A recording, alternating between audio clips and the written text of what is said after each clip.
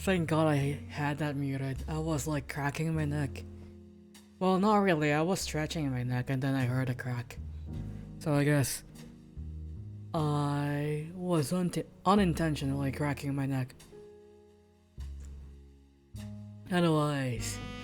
Fuck.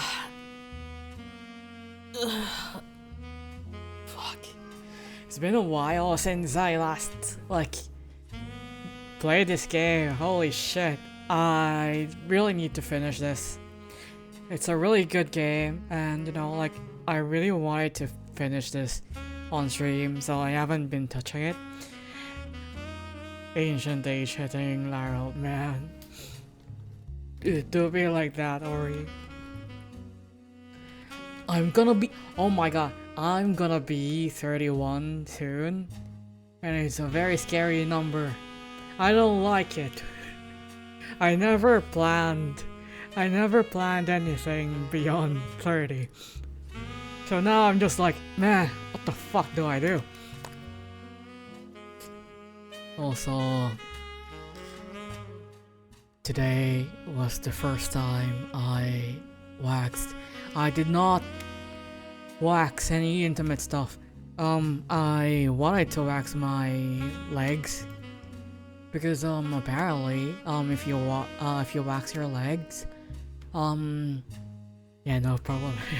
If you wax your legs, the hair should grow a bit thinner on the thinner side, or it will take longer to grow.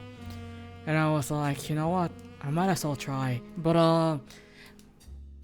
I had to shave my legs when I went out with my little brother.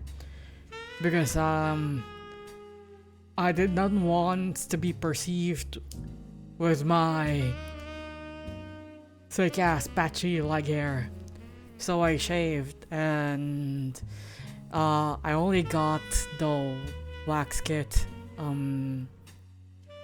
today, and apparently my leg hairs weren't weren't long enough for it to stick. But I decided, you know what, I still have another place I could test out. So I waxed my armpit, and I was like, I thought it wouldn't hurt that much because I allowed myself for having a pretty good pain tolerance. It was really painful, and remember to carry around wax. Don't want to trip and apply it to places you don't want to wax. Yeah, oh my god, I was so scared, honestly. And also I guess it didn't help that I was doing it really slowly, because I was kind of scared if I rip it out, I would end up peeling my skin off. So I was doing it really slowly, like agonizingly slow. And yeah, it hurt a lot. And I decided to look up what I could do next time if there's like a way for me to like hurt less. And apparently it is advised not to take any like caffeine, like drink any coffee on the day that you're waxing, because it's a stimulant and it could, you know, obviously stimulate your nerves and make the pain more unbearable. And I'm like, goddamn, caffeine runs in these veins. Anyways, it's a really painful experience, and I probably won't do it again, but I still have like a lot of wax left, so maybe you know, like I'll try again. If it's still, you know, if it's still a very unpleasant like experience that I don't want to repeat again, then I will stop. But yeah, my armpits are like really smooth though. Like, it's really funny because whenever I shave, I get bumps on my armpit, but I didn't get anything at all, like from waxing. Like, it's very smooth. It's just very tender right now. It hurts a lot. What a way to start my stream. By the way, like, I just start talking about waxing. But we're all adults here, you know, it's normal adult stuff. It's really funny too, because I remembered way back when I was going through puberty, my mom was like, she would like get angry with me whenever I would use deodorant, like chemical deodorant, or even try like attempt to shave my armpit, because apparently, you know, it will ruin my skin.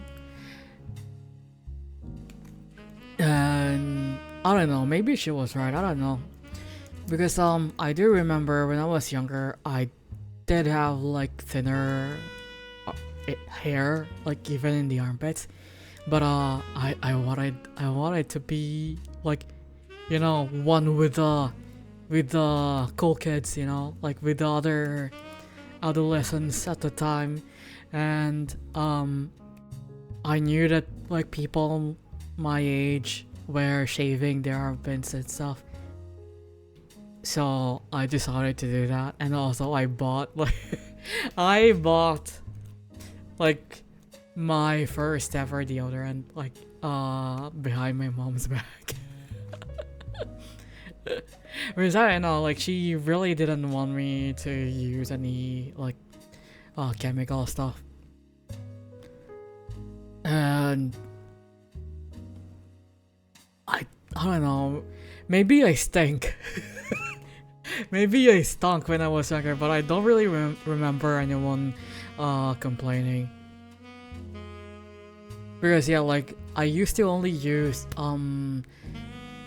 it's not that I don't use like any deodorant at all, but I'm not quite sure if it's like a thing in other countries, but my mom used to buy us like deodorizing powder, and that's what I would use when I was a kid. And then I went and bought my first ever chemical deodorant, and then I never stopped.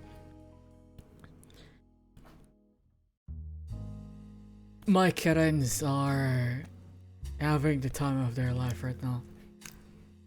But yeah, it's just so weird. And also, I wouldn't even be shaving my leg hairs today if it wasn't for one of my classmates in high school. Like, while we were drinking, you know, underage drinking. Yay! I do not endorse underage drinking. Please don't. Like, drink responsibly. But yeah, like in the Philippines, in my country, it's very, you know, it was very common for children, unfortunately, to drink. And one of my classmates in high school, just for context, whenever I say high school, just remember that I was only maybe 12 or 13 at the time. Yeah, 13. I started drinking at my junior year. Oh, I know. I started drinking during my sophomore year.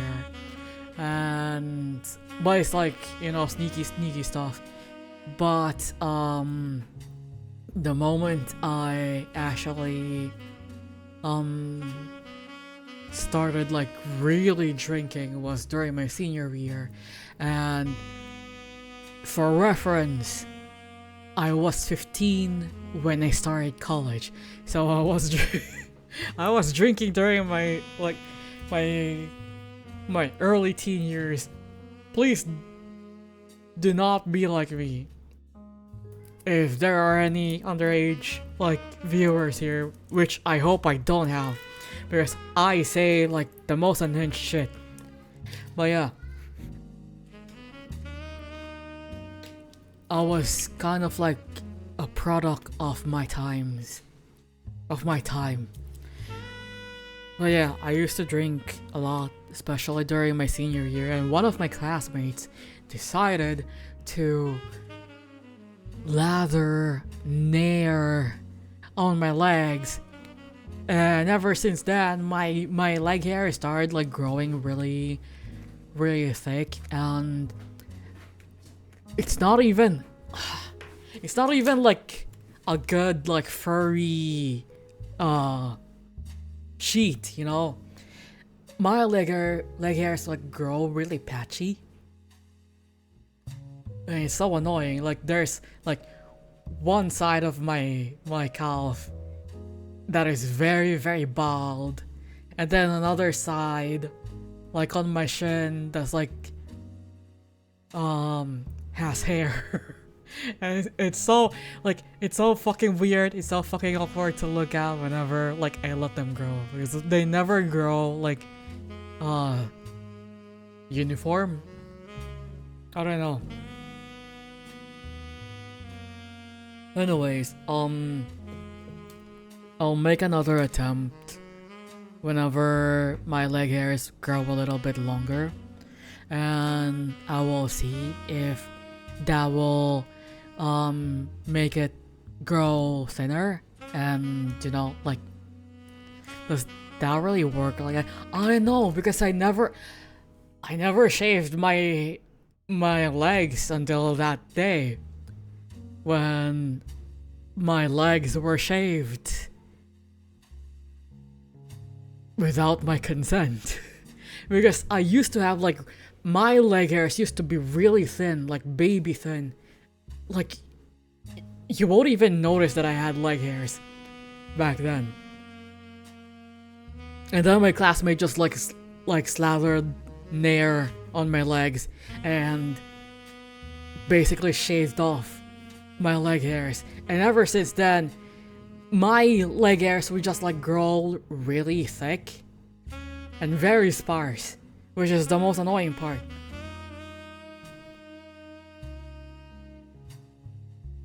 I kind of my leg hair was given the same treatment as my big brothers with their facial hair, because none of my brothers are able to grow properly grow facial hair. They're always very patchy.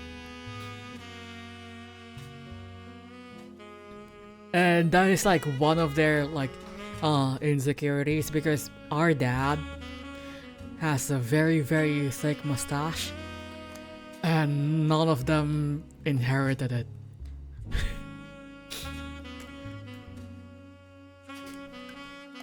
Also, if you hear me sniffling, I bought an inhaler, another inhaler, when I went to the grocery, when I went to do groceries with my little brother. So now I'm back on my addiction. Unfortunately, I think at this point it's already an addiction. Anyways, we need to continue with the game.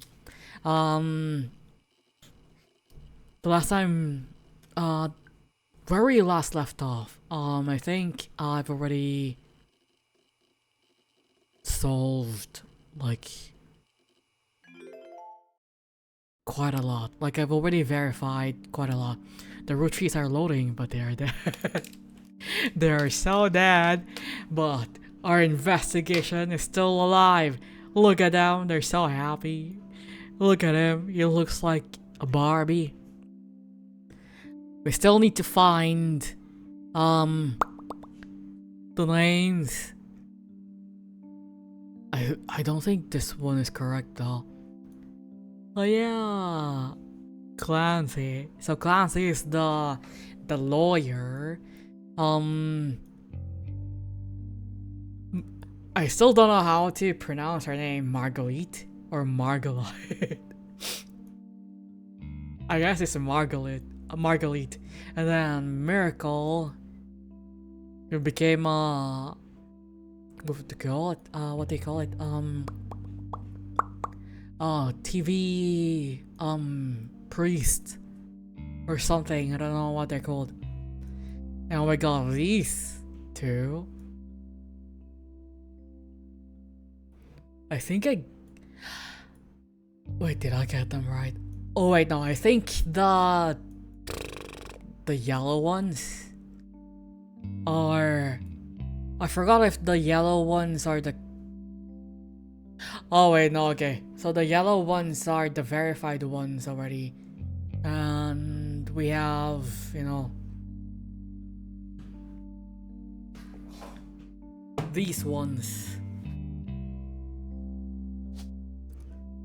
So they're not correct. Unknown baby.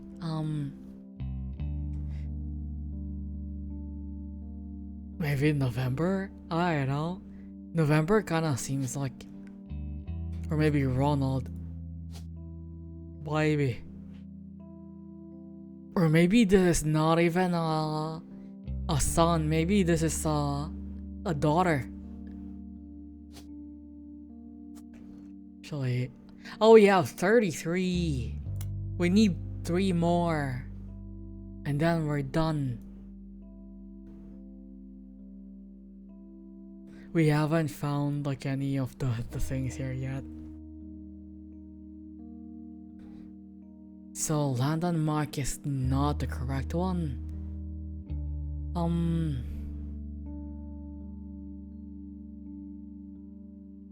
London.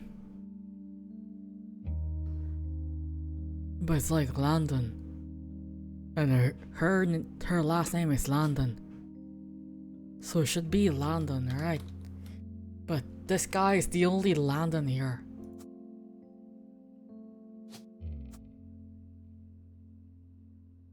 What if this is Wilson?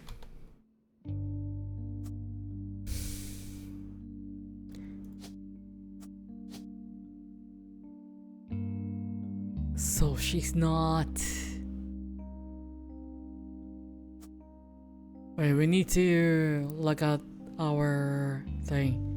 Man, it's gonna be a bit harder to look into because I'm blind right now. I'm partially blind.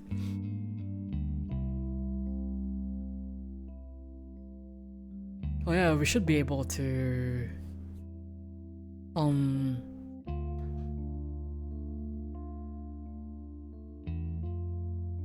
look with the year, maybe. May 24, 1996. Dr. Stephen Wilson's kids. The quote below the picture was credited to Jason. My dad is the best dad in the world, and he treats every patient with world-class care. So Jason is the kid. Yeah. We need to figure out the names. Well, I think the names are correct, but like, actually, I think we got it wrong. Maybe.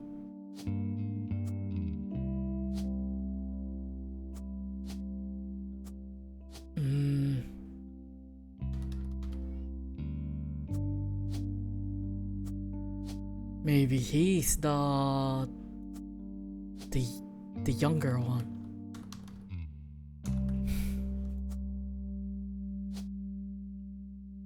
Okay, 12 no. Is there another? It's already college.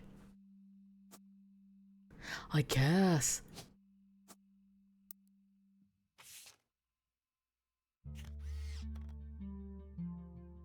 Hmm.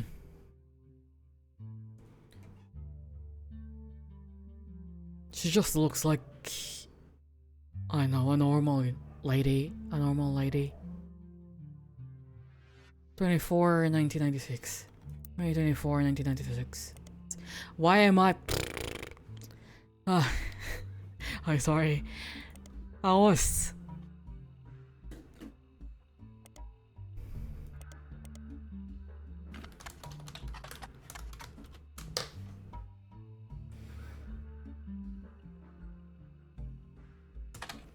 Nah,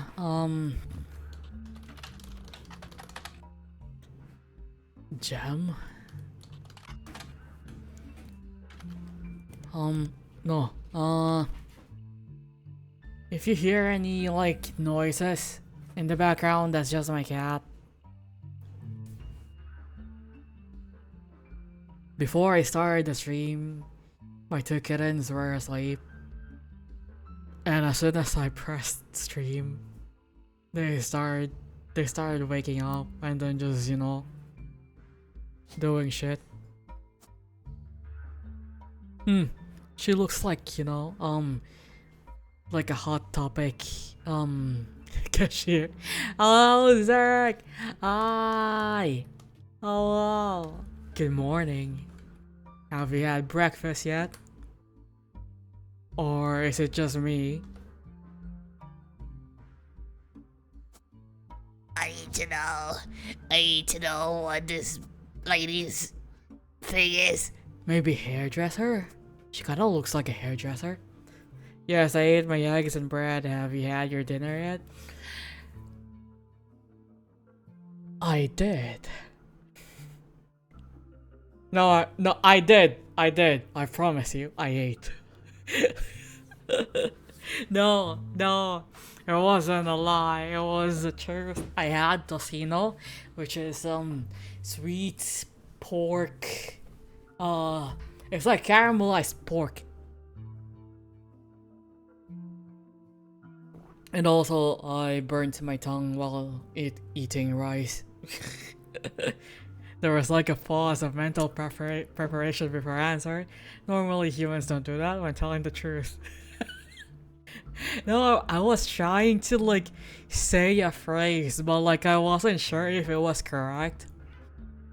So I was like, you know, I'm just not gonna use the phrase because clearly I don't know how to use it if I'm like second guessing myself. So I just went with my answer. Well, don't worry. I promise you, I ate. I had 3 meals today. I actually ate more than once today. Like I woke up. Wait, what did I eat? What did I eat on my breakfast? I forgot, but I could have sworn I ate something for breakfast. And then for lunch I had oatmeal. And then for dinner I had the tocino. But I forgot what I ate during breakfast.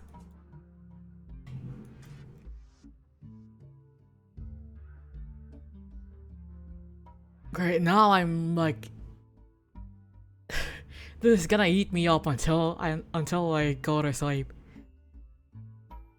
Maybe I should start like writing down things that I ate. Maybe that would also help me with, you know. Whereas I have the tendency to forget. And it's also really funny because the other day, was it yesterday? But yeah, when I went to get groceries with my little brother, He also has like the same habits as I do, where he just doesn't eat, and it's very annoying because he's also just like me, where he gets like sick easily. But the only difference is that he is actually like going outside because he had to because he has work. But yeah, he also has the tendency to skip meals, a lot of meals, because he just forgets, or that his body just, I don't know, like he just gets full really, really, really easily. But yeah, I was asking him if he already ate when we went to get groceries, because I was also planning what we could eat for dinner, and it was like, I've already eaten a snack at work, I'm full. So I started clowning on him, and while I was clowning on him, I remembered that I did not eat at all during that day. I only had 1 cup of coffee. Wait, where is the kid?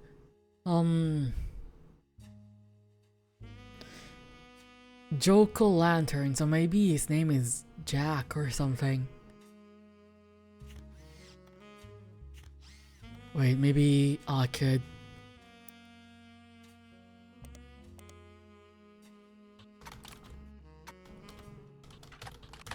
Ah, fuck off. Sorry. There we go. The Laugh Lounge Comedy Club. Why am I struggling to speak? Good God. The Laugh Lounge Comedy Club hosts several fundraisers throughout the year, but the most famous one seems to be Joko Lantern, which happens every Halloween.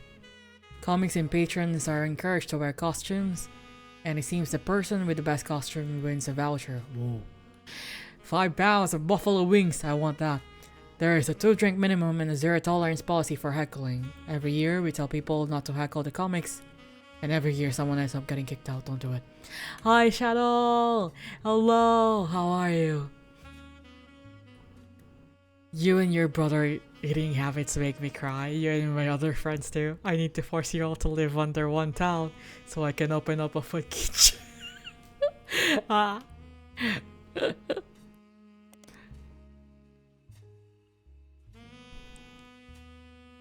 Zork is suffering, having to live surrounded by people who have really bad diets.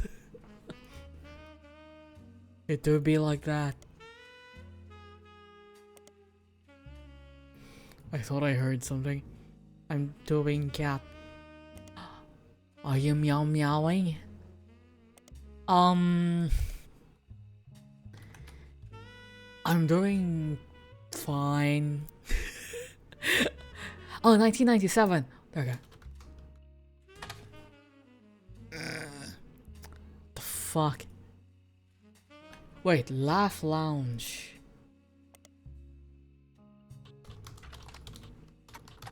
I've been doing alright.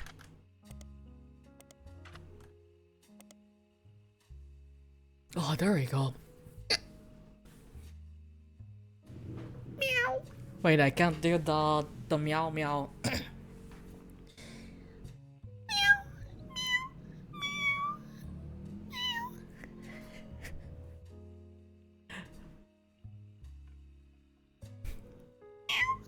I can't do the meow meow right now. That is too low. Yeah, that's why I would make a really good mimic, you know? You just hear the meows in the dark.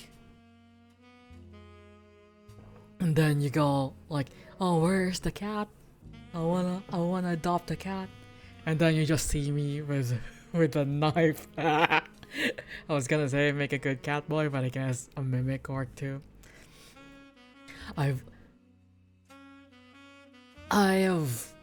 think I've drawn myself as a cat boy once, but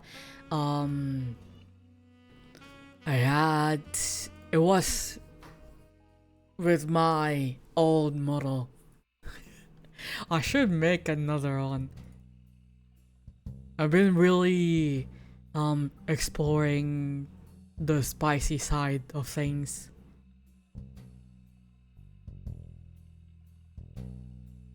My brother trouble. On side claims you're retired. Doing more family friendly material, I find a picture. Okay, this is the thing that I got from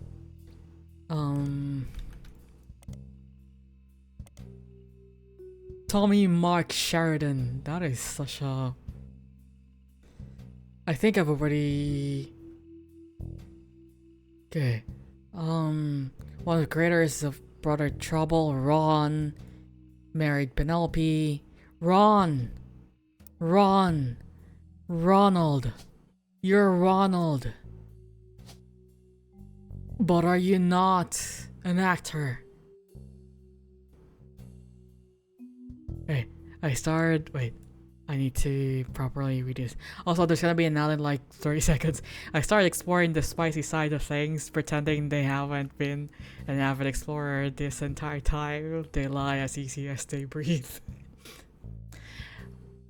I swear, I am a very pure man. Shyly tucks my hair behind my ear.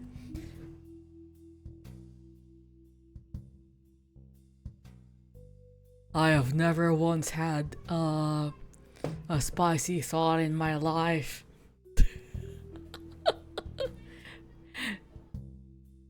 Wait, I forgot the thing that I was reading. One of the creators, so he's not... Oh my god, the children outside. I'm sorry about that. He's not an actor, he's a director? Creators though, director... What other stuff can we use? Yeah, I think this... Wait, screenwriter? He's the creator. Usually, when you say creator, it's either... I guess it would make sense if he's like one of the writers. What are this gremlin doing? What are the gremlins doing outside? They're just playing. You know how kids are. And it's like 9 p.m. Which, honestly, they should not be outside anymore. They should be indoors because we have a curfew here in our subdivision. But it's not really, obviously, being enforced because there are kids outside playing still at 9 p.m.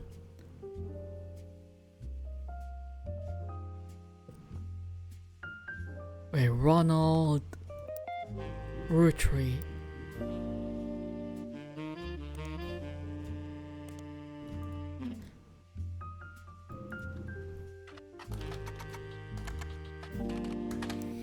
Yeah, kids are kids. Like, babies are cute, toddlers are tolerable, but adolescents are like, sometimes I just wish that they would trip while running outside and hurt themselves, and I will be very, very satisfied. Because they're so annoying. Like, I know it's not really the kids' fault, you know, like, kids are just naturally, like, I don't know, they haven't learned yet. They're still growing, they're still learning. But at the same time, I think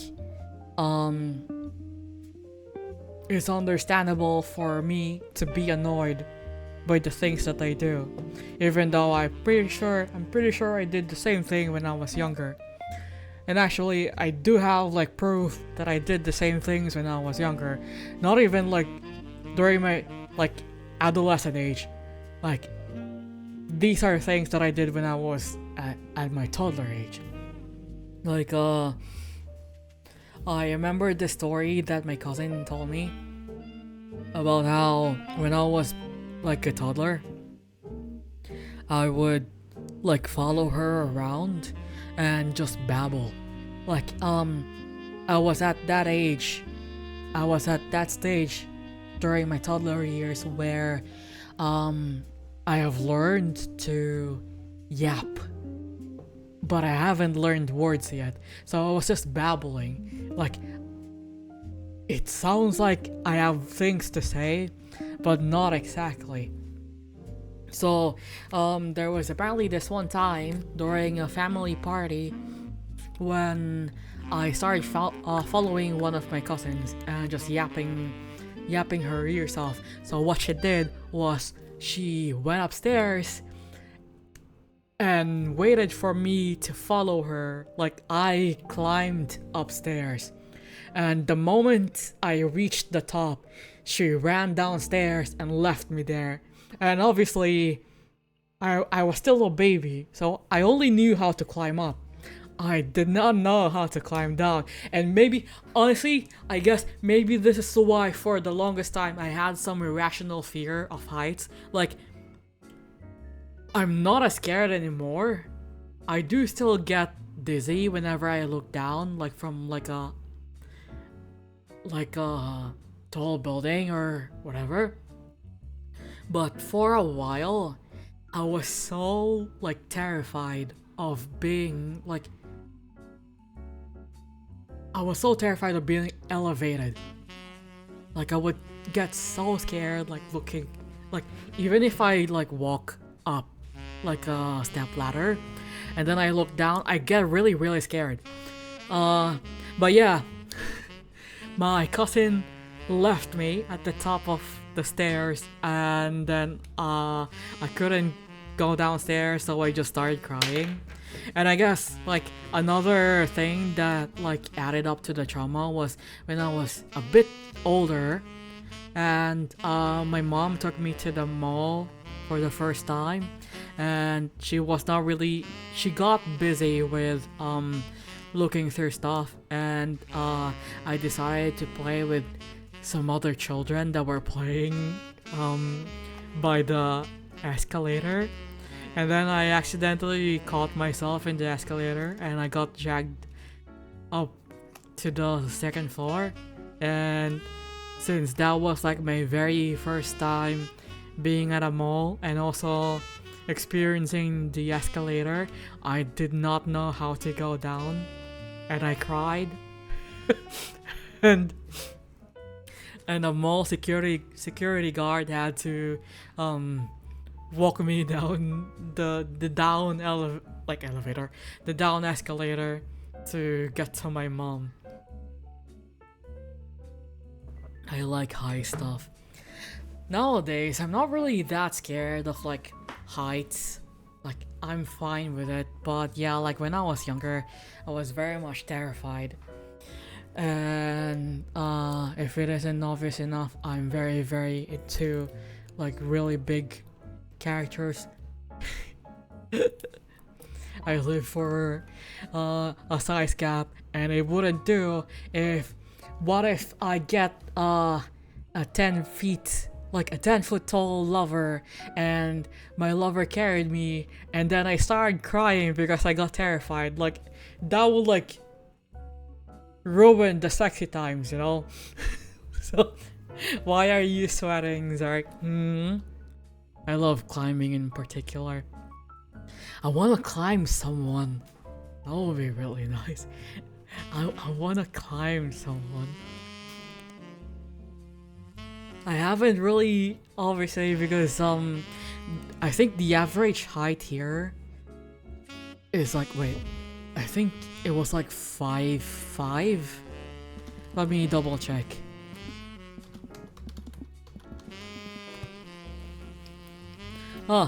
So the average height in the Philippines for males is like 5'4", and the average height for females, these are adults by the way, is 4'11". So I reiterate, started to explore the spice side of things, shaking my head Sashal. Well, I mean, that's not spicy, that's still vanilla, at least for me. That was still vanilla. I'm just starting. I'm just starting. Anyways, yeah, I haven't seen anyone like really tall here, because like I mentioned previously, like the average height here is like 5'4", and I'm 157 centimeters. I think that is 5'2". So, you know, it's very difficult for me to find someone that is actually taller than me here. But if I went to a different country, maybe. Somebody tie down Tara for people's safety. You know, like, don't threaten me with a good time, Zork. Don't threaten me with a good time. I'm like 5'4" or 5'6" and Twinkie, so I'm very easy to pick up. I wish I'm easy to pick up. Unfortunately, I have very dense, like, I have very dense bones, I think. And I'm also, like, obviously I've already gained weight because, I never go out. But that's been like a very huge insecurity of mine, even back when I was in high school, because I was definitely much lighter when I was in high school, definitely. But there was this one time when someone tried to carry me and I broke his back, and apparently I was surprisingly very, very heavy. And I've never forgotten about that. So like, ever since then, I'm always very scared of being like lifted or carried, because I'm scared of like hurting people. And I guess it kind of broke my perception of like my own weight, I guess. Like, I think I'm really, really, really, really, really heavy. Like, no one could ever carry me. So one of my fantasies is just having someone easily carry me. Like, if someone was able to do that, like, especially like doing like a princess carry, I would faint. I'm only 5'10", 5'11", and I'm the shorty of my family when it comes to the men. All the guys are like 6'3" or taller. Whoa. But that's still pretty tall. And I guess, you know, like, the universe gave you a bit of a debuff. Instead of like making you 6 foot, they just like, you know, let's shave off like an inch from Zerg. Let's shave off an inch. Oh my god, where was I? I already forgot. The Laugh Lounge. It's not the thing though. We still haven't figured out like the name of the baby. So I gotta go shower now, BRB. Take your time, Shadow. Have a good shower. Think of me. No, just kidding. The show stars TMS and DCB. What the fuck? Who the fuck is DCB? Actually, let me highlight that. Oh my god, we have so many things here.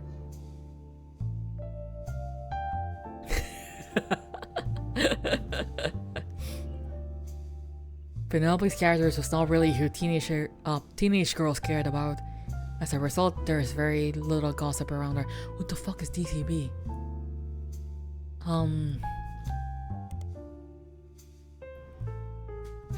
Dustin Christopher Baker. What the fuck? Okay. But it's not like he's not related to anyone. I don't know what to do, man. I don't know what to do. This has like 11 like intuition points.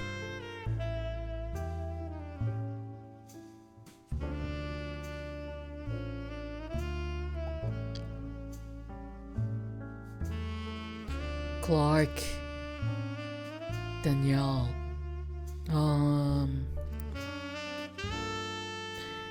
where is she? This is her. Oh yeah, Rafferty. I've already. He looks so fucking ugly. I'm so sorry. I'm so sorry. I know, like male pattern baldness is like, you know, a very like common insecurity of a lot of like men. I'm so sorry. But like at this fucking point, might as well shave, you know? Like from the looks of it, he has a very good like head shape. So if he shaved this off, you know, he would probably look 10 times more attractive. Also, hi Mushiro! It's been a while. Hi. It's been a while. I hope you're doing well. Did you sleep good? But I guess, you know, he's trying to No. he's trying to hold on to his younger years and finally awake at a decent time. Good for you. We need to strive to be better, I say, as I don't do the same. I've been sleeping pretty shit lately.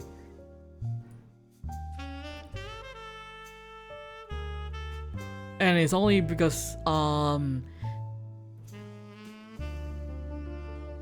the internet. Like for a while I had some issues with my internet, and I had to be up at like certain times so I could, you know, talk to people to get things done. And I do this thing whenever I have like any arrangements. I tend to get too nervous to sleep, because I think if I sleep I would end up like oversleeping, and I won't be able to hear my alarm, even though I always wake up to like the first ring of my alarm. But yeah, I got like really nervous, so I end up not sleeping at all, and I'll just wait until like the next day for, you know, like whatever I was preparing for, and once that's done, I will just let myself like pass out, and then that's it.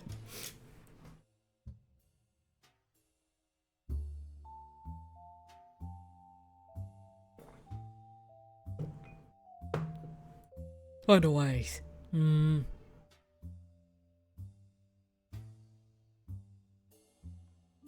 wait, who is Chris? Fuck, I already forgot. Chris Rafferty. Eh?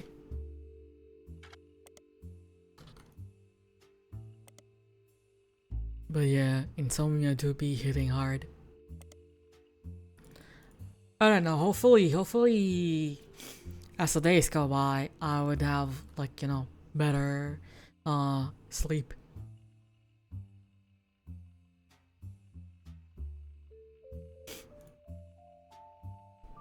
I hope that we all have better sleep these coming days. Also, apparently, I don't know, according to like someone I saw on Twitter, we're gonna have 3 typhoons, or not really typhoons, but like 3 storms that are gonna hit. But I've been looking at our like weather thing, and there's really no forecast about like any upcoming storms or typhoons, so I'm not quite sure where they got that. And also, the rotational blackout thing that was happening in our region, for some reason it only lasted like a few days. I'm not quite sure what happened there. Like, it's totally normal now. Like, they only started like doing the rotational blackouts during like a very sensitive time in the Senate. I'm so sorry for suddenly going on a political rant, but like I need to like talk about this. It's not even like a... Oh no. My dogs don't want me to go on a political rant, I guess. But it's not even like a political rant. It's more of like just venting about like what is happening in our place, like current affairs basically. So anyways, you know, I think during that one like meeting at the Senate, they were discussing things involving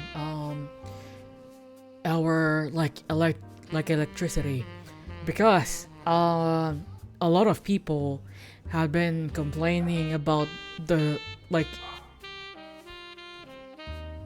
extra fees that we have to pay for now, that the electric company basically sneaked in to our bills. So I think that we're gonna discuss about that, and also like prior to the blackouts, the same electric company was having like a PSA against solar use. But yeah, they were discussing about like the electric bill on top of other things. And also at the same time, there were some people at the Senate that were trying to convince this one person there to basically turn himself in, because one of like the senators in our Senate, funnily enough, is now a fugitive. He's a wanted criminal by the International Criminal Court, and some of our senators, for some fucking reason, very confusingly enough, were trying to protect that motherfucker. Like, I don't know if it's because like, you know, there's a possibility that once that person gets arrested, they're gonna get exposed for being involved as well in the whole thing. But anyways, yeah, like after like, you know, typical Senate discussions, why is my rooster like screaming at 9 p.m? Anyways, so on top of that discussions, some of like the senators were trying to like, you know, like urge the fugitive to just turn himself in, you know, for the greater good. But he refused, and some of like the other senators were also helping him. And then suddenly, during the hearing, a shootout happened. And yeah, there's a lot of chaos that happened at the time. It was televised too, and funnily enough, during that time we suddenly had the blackout, and then suddenly apparently we were already on red alert, and we have to like schedule rotational blackouts all of the sudden to, you know, like save on the electricity.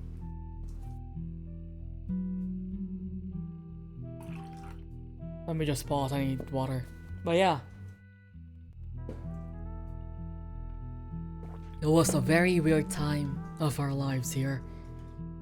And I think the fugitive was able to escape because the other senators helped him escape, which is really fucked up, you know? And the thing he did isn't even something that you should gloss over. Like, it's not theft, it's not like, you know, like whenever you think about politicians, usually you think about them stealing taxpayer money, like millions of taxpayer money, right? But with this guy, he was involved in like crimes against humanity. Like, he was involved in a very dark time in our country. Like, a lot of people died, a lot of children. I'm very sorry for the sudden like dark themes, the sudden negativity. But yeah, like, that man was responsible for thousands of lives, innocent lives being taken. And people could argue that some of them are not so innocent, but still, you know,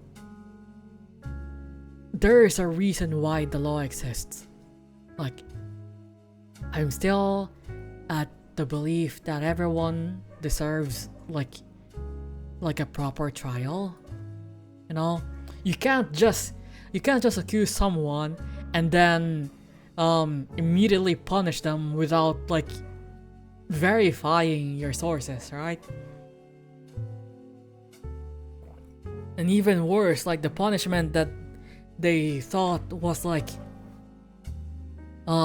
best for the situation was basically just killing them off. And they ended up killing even innocent people too. Like people who had nothing to do with whatever they're doing. And it just baffles me that there are some people in the Senate who are protecting that kind of person.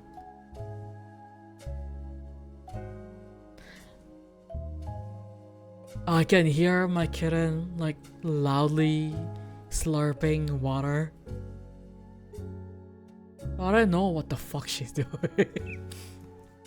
Anyways, where was I? We need to find more people. We need to verify more Roottrees. Free spirit. Actually, where's my journal?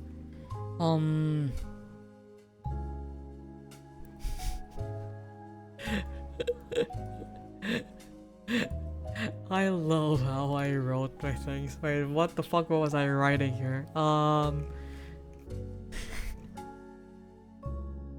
Okay, grandpa, 5 pieces.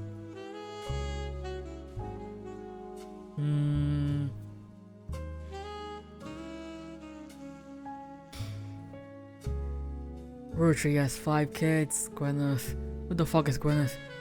Great grandma. Older sister. Anderson Maple.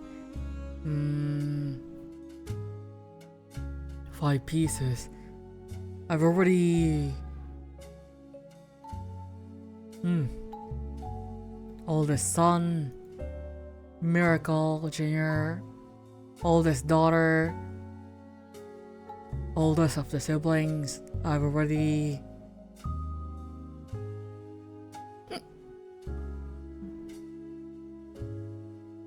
Carl.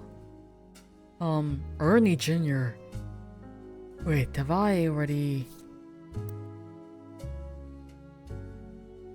Kim LaRue. No, this is Zach. Ernie. Who the fuck is Ernie?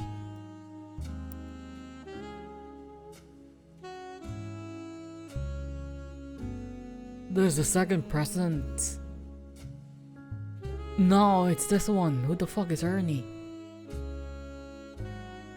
Where did I get that from?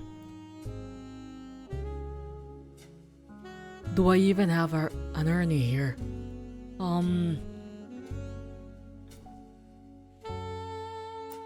Where did I get that? Fuck. Raffer Tunes, Jane LaRue, Clergy Watch. Lauren Roottrees, Angie, cousin Lauren, Jacob, Lauren Roottrees' husband. Yeah, this guy, Harrison Lane, Zach.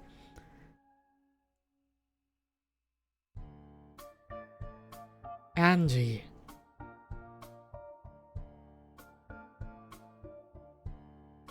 There's Zach. Oh no, there's Angie. Okay. Sam, an obscure relative. Could have been family gathering. Sam Anderson.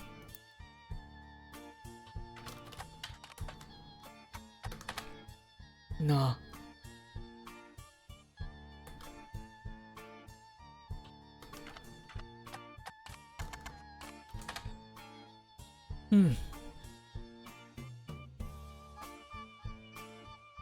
No brothers. Huh.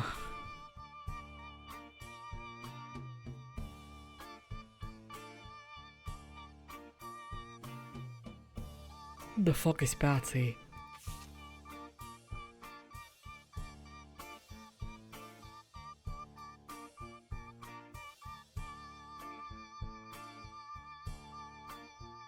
Why, Sam, I have many distant relatives I've never met. After all, Granny had sisters and Granddad had a brother or two, but I was told trim their branches from the family tree. So why is Sam special? Nothing adds up, and I'm not the only one to realize. Angie summoned all of the next gens to a secret meeting. Twins in Paris, but the rest of us, including Miracle's boys, spent ages trying to unravel the mystery. I didn't recognize Sam at Uncle Junior's wedding to Patsy last year. At the reception, when I asked who Sam was, Pop shushed me. Okay, wedding party. Huh. John and Easy.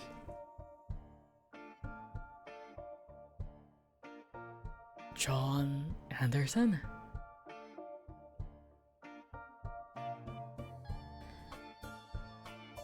All three on the books. Wait, let me... No, it's just this one.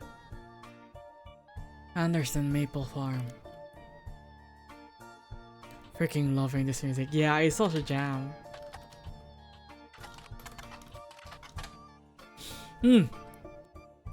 Gatrol, okay. The Butler County has had consistent ads for tours and demonstrations at the first Anderson Maple Farm for a very long time. The farm also appears every so often in a section about things to do in Butler County. It seems that twice each summer, my brain is auto-completing things. The Roottrees Candy Company is currently head of farming. Mrs. Gatrol returns to Butler County to demonstrate. Okay, Gatrol, what the fuck is... Is that... Gatrol. No, okay, it's not. I'm gonna copy this. Why did I say it like that? My Filipino accent is like slipping. I'm sorry.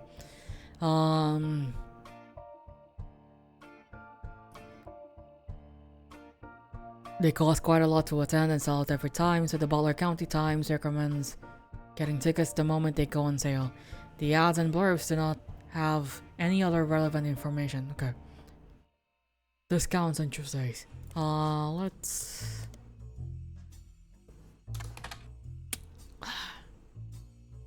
Wait. where's the...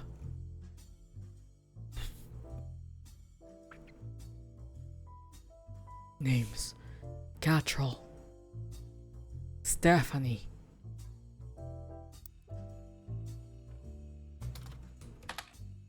God damn it.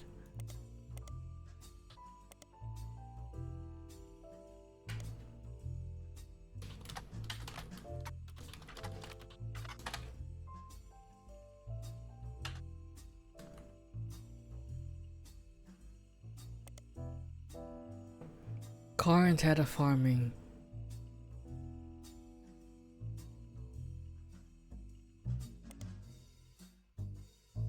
I don't know what to do. But we're getting new information, kinda.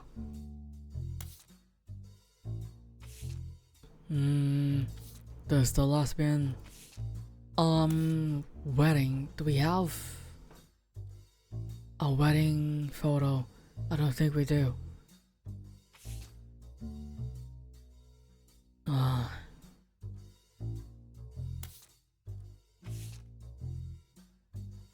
Oh, we haven't finished this one yet. I would really like to stand all the way to the left, since to me he looked a lot like Pop. Eli, I think there's Eli, right?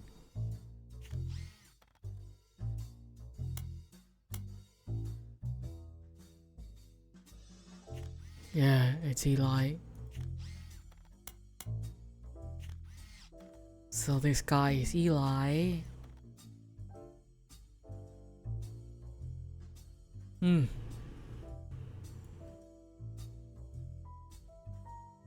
Who the fuck is this?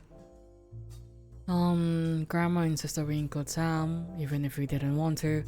None of us understood why, including Sam. I also didn't think it fair Miracle made it in, since it's technically a 5-piece. There's a Miracle. I'm guessing this is Sam. Or maybe this. Because Sam would be around the same age as them. And maybe, I don't know, the child there is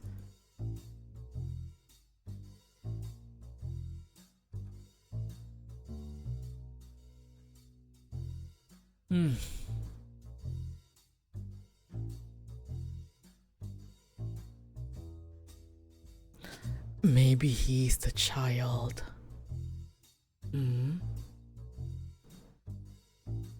Because I'm guessing at that point he's already... So there's Eli. Where did I get the thing though? Or did I get the impression that Eli would be the third one? Is he a lawyer as well? Let's see. Actually, it's so hard to look up things about them because... No!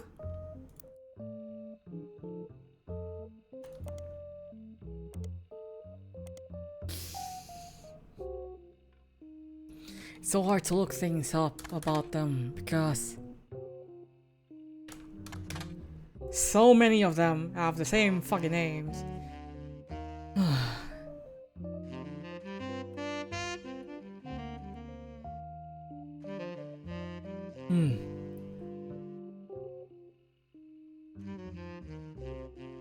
Great grandson Carl. Elias is... Carl is this guy.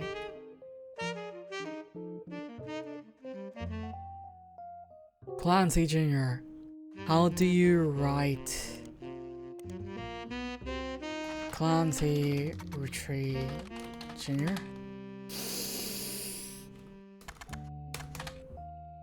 I hate this so much. I hate this so much.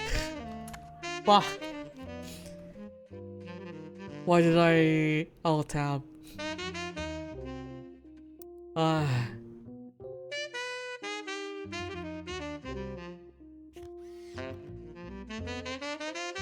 Man, who the fuck is this?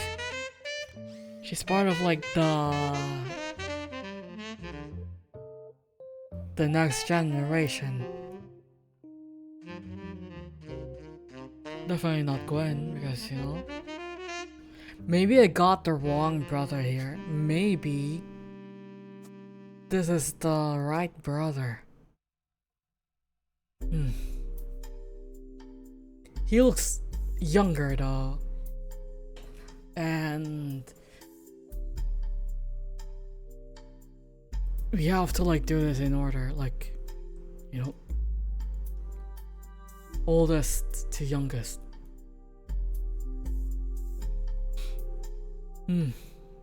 Or maybe I just think that this guy looks older because he has longer hair.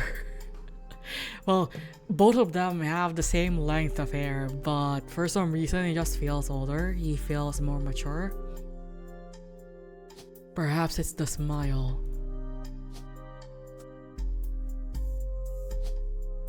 Maybe Roottrees Robert is a director, a screenwriter maybe? Let me try. We just need to hit like 3 more things. Oh fuck.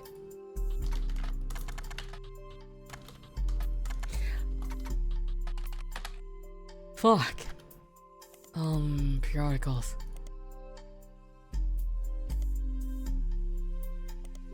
Man. I need your mom. Roottrees Gwen.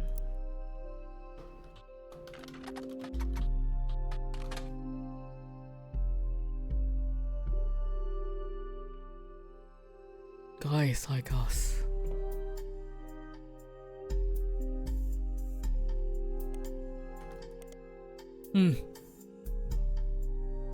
Leslie Frolins, Harrison Lane.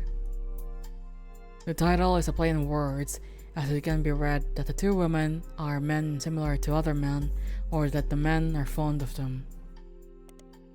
Guys like us.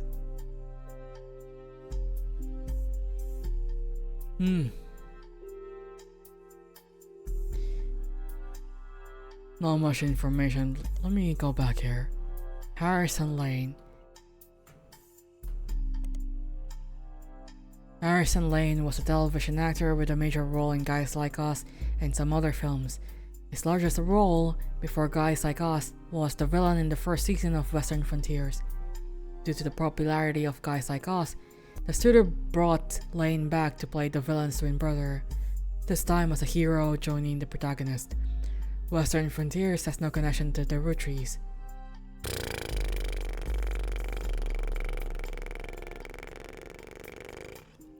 So it's not even... But what if he's like the high school sweetheart of... I know. Lane. There's no Lane here. Man. Gwen. Who is your fucking husband? And she was like... Her father took her mother's name. Her father took her mother's name. And we don't know. Father? Fuck. Who's your father? Oh my god.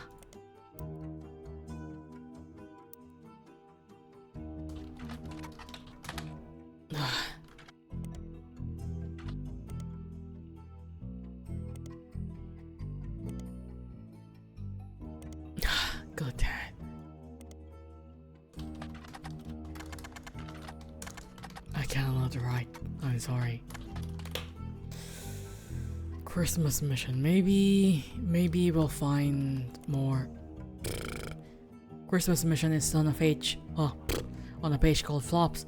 It was a war movie about World War World War I, released in 1955, that received poor reviews and lost the studio money. Gwen Roottrees had a role as a soldier's wife who wrote him letters from home. You find no...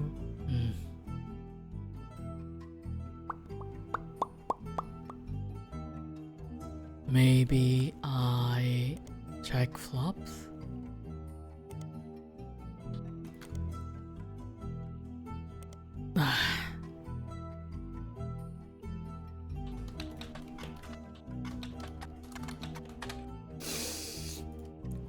Guys like us. Oh, God fucking it. Gwen. You're killing me, Gwen. I keep on like alt-tabbing. I keep forgetting that this is in game. Fuck. I did it again. God damn it. Ronald. Dude. Why can I not find anything about him, but I can find things about his wife? Penelope, Tessa, Green. Breast milk cheese. Man, I kinda wanna know if... I wanna know how that would taste. Maybe one day, if I ever... I need to remember this. Maybe one day, if I ever have the chance to have a family of my own, hopefully I'll remember this day and I'll be like, you know what, let's make cheese out of breast milk and see how it would taste. You think it would taste different, or like, A lot of people said that breast milk tastes sweet, but it can also taste like the taste varies depending on the person's diet. So I'm just wondering, like,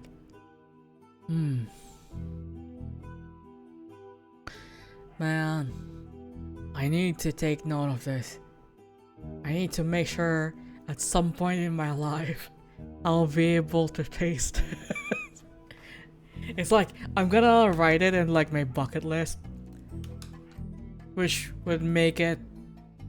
Oh no, I'm gonna end up like being an immortal at this point, because like the use of like a bucket list, right, is you have to do them before you die.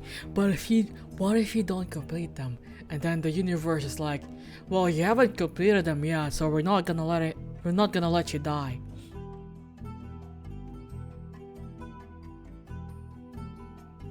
Different milk, different species, yeah. And I don't know, like, I've noticed this because obviously,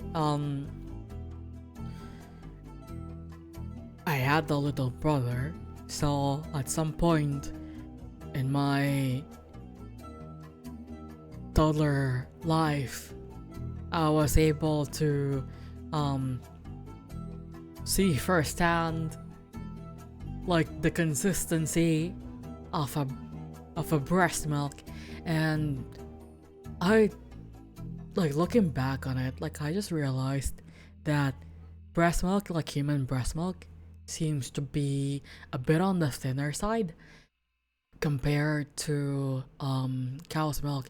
Or like, I don't know, I haven't actually had cow's milk, like raw cow's milk myself, but I had raw Carabao's milk. And what the fuck is going on outside? Carabaos are basically cows, but a bit different. Wait, let me show a picture. They kinda look like a water buffalo.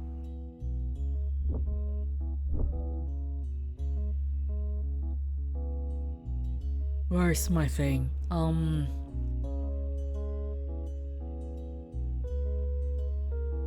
Man, it's so hard to see.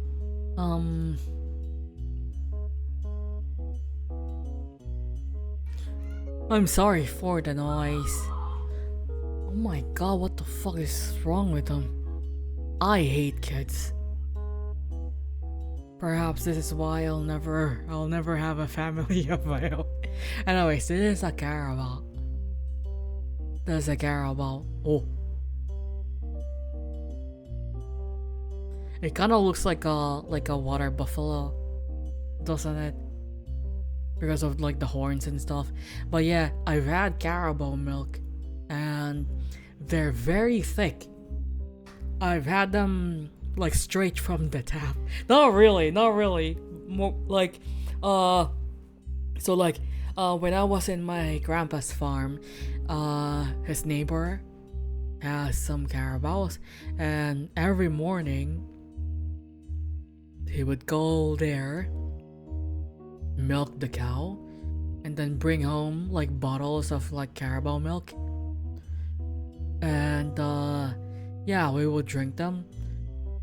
I wanted, like, during one of my vacations there, during one of our vacations when I was younger, I wanted to bring home like a bottle of carabao milk, but since it's very fresh, like it wasn't distilled, it wasn't like sterilized or anything, it is like it easily spoils. So I was told by my grandpa that I should drink it like immediately. So I wasn't able to successfully bring home some carabao's milk, but they're very, very tasty and they're very thick. They have a thick consistency. It really coats your throat. And the thing that I love doing with the carabao milk is I basically mix like Milo in it, and for some reason it like the Milo gets foamy whenever you mix it with the carabao milk, and it tastes so good. It's like like it's chocolate milk. It's kind of thick and foamy chocolate milk, and it's so good. I love it so much.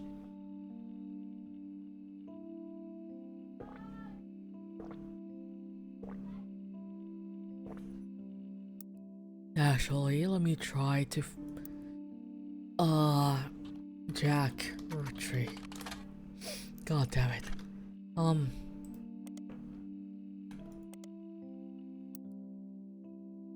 Who is your other baby? I need to Christina? Wolf?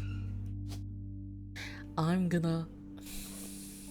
can't say it. I can say it on stream because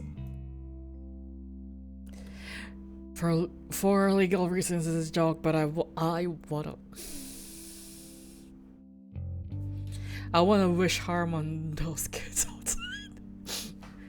They're so fucking annoying. It's like, also, one of those kids one time tried to break into my room. That's how annoying they are. That's how frustrating they are. And I hate them so much. I am the adult. I have the bigger brain. I should know better, but sometimes you just wanna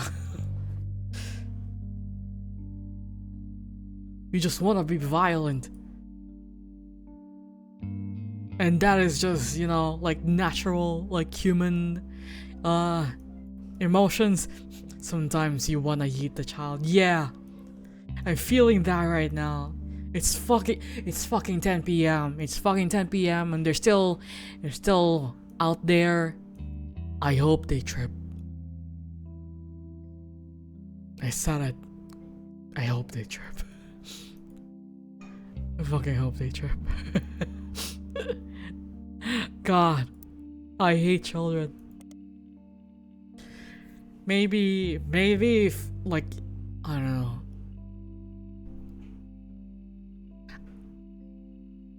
A lot of like the children that I tolerate are relatives.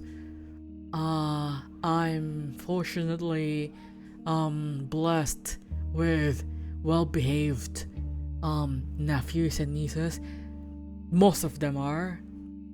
But yeah, most of the time, I only hate strangers' children. And I guess it's kind of like biased too, because it makes me, I don't know, like in my head, like the stranger who I don't know is not raising their child right because their child turned out that way, like very entitled and annoying.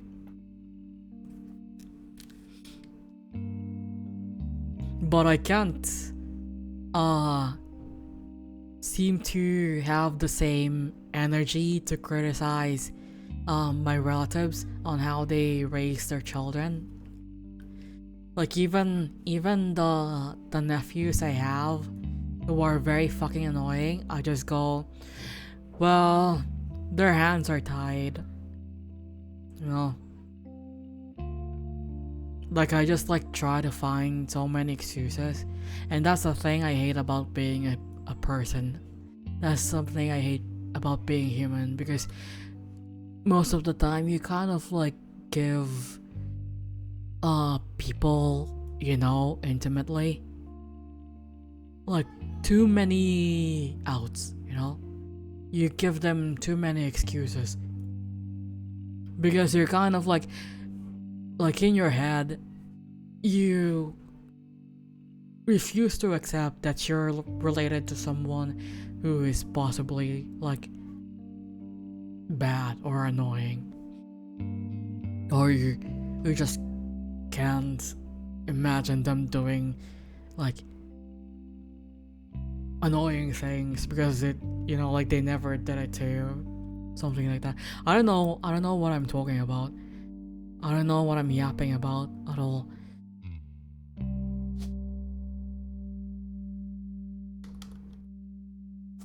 What if it's Nicole Smith? What if God was one of us? Just a stranger on a bus, trying to make his way home.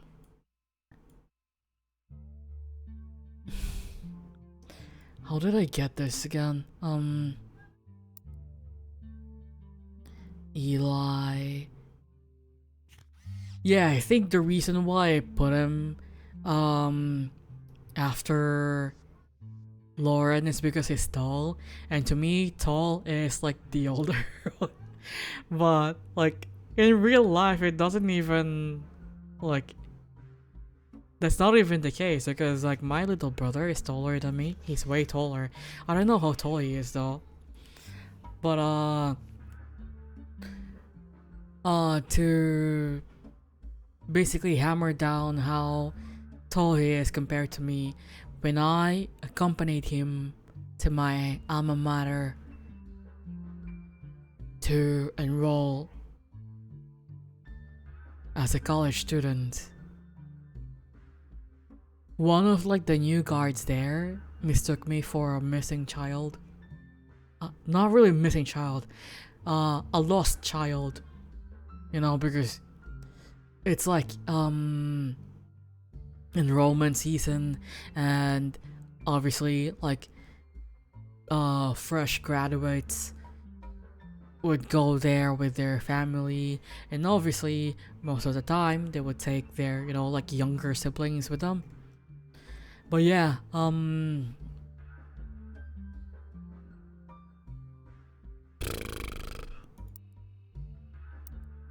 one of the guards mistook me for a lost child because I was roaming around while my little brother was in line to, you know, pay for his tuition, and I graduated from there, so like I'm very familiar with a lot of like the places there. And yeah, and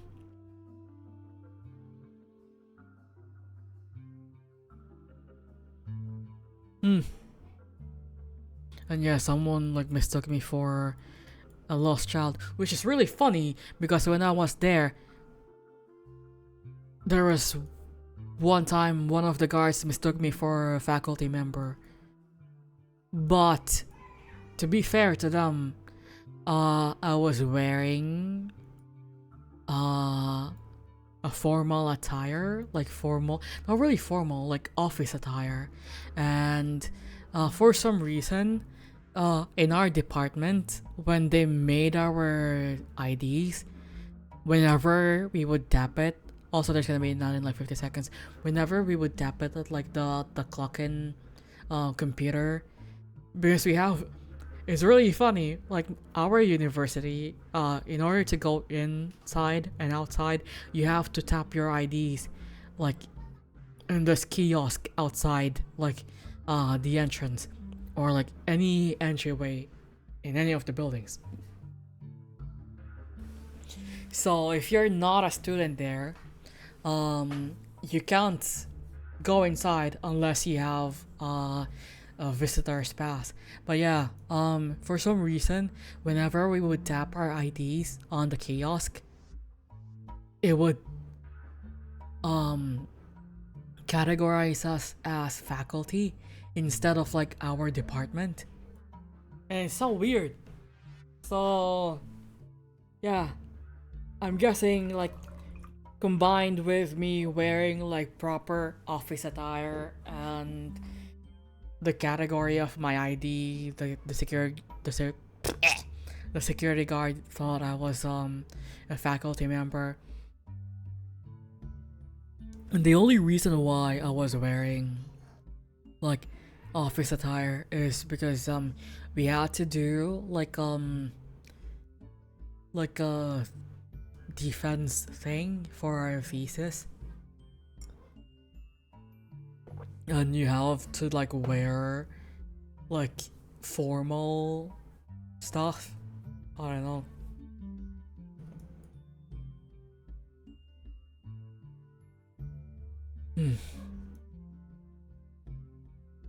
I need to know who your husband is.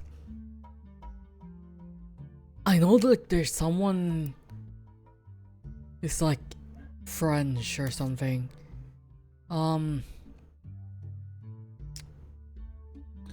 forgot what I got it from.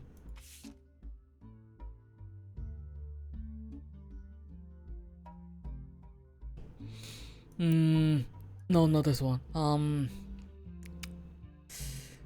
There's like, I was able to look up another celebrity, and I got like some trivias from him about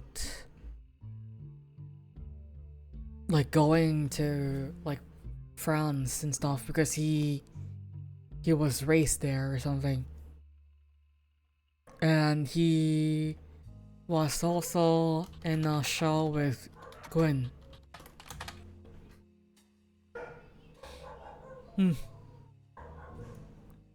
Highly publicized divorce. Bark, bark, bark. Oh yeah, Wild Bill.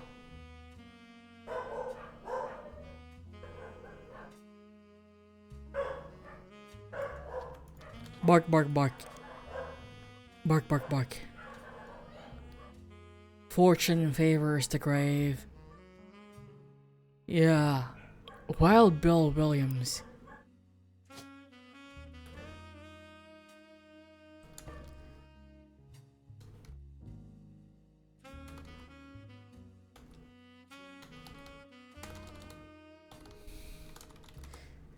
There's no Williams though.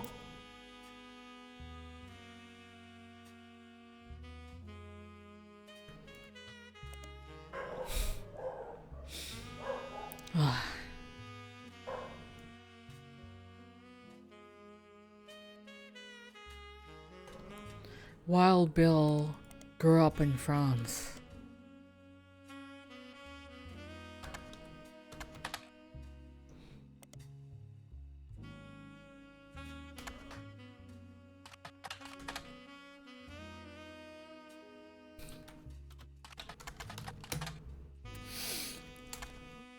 I need to find like a French name here. Maybe we'll hit it, you know.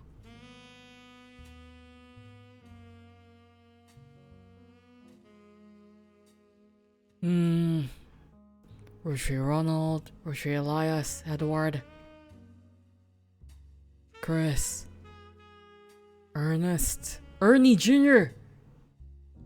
I need to look that up later, but Kellogg, Forsyth, Walter,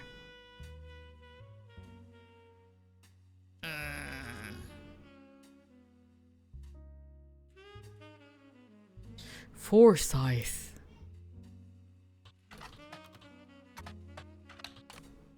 I cannot spell. You find some information on the website about old films that are not yet available in VHS. The site is not very well organized. Okay, Walter Forsyth is listed as in the cast of a movie called Guy in the Gang, which was directed by Bruce Throckmorton. It appears to be a low-budget comedy, but there's no information about it anywhere online.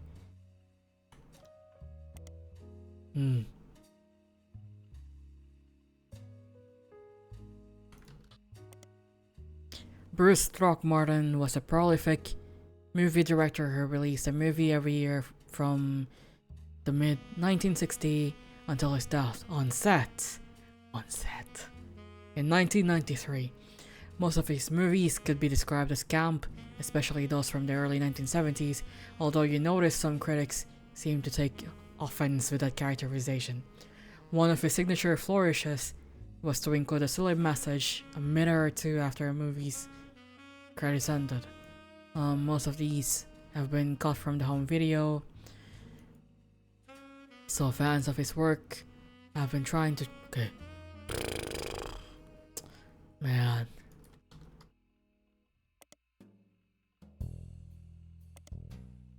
Wait, what was my... Oh yeah, Walter.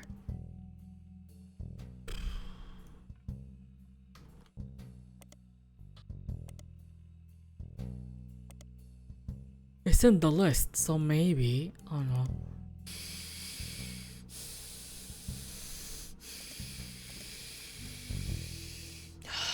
I hate that so much. I hate that shit.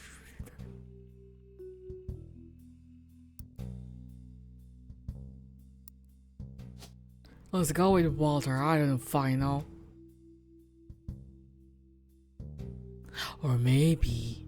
Wait,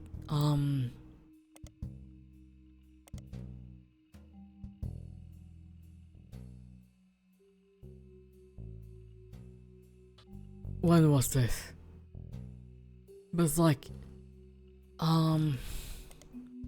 mid 1960s.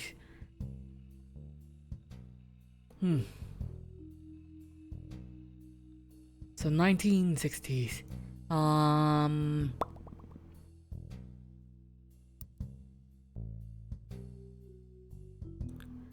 The year right now is 1995, right?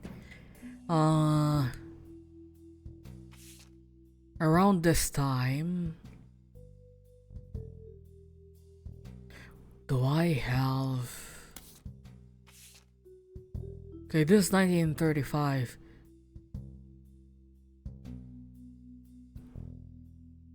So around 1960 would be the next gen. Right.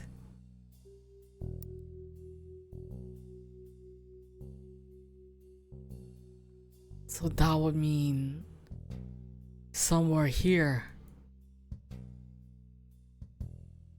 You could be like anyone's husband here. But it's not. It's supposed to be Wild Bill, but I can't find any Wild Bill.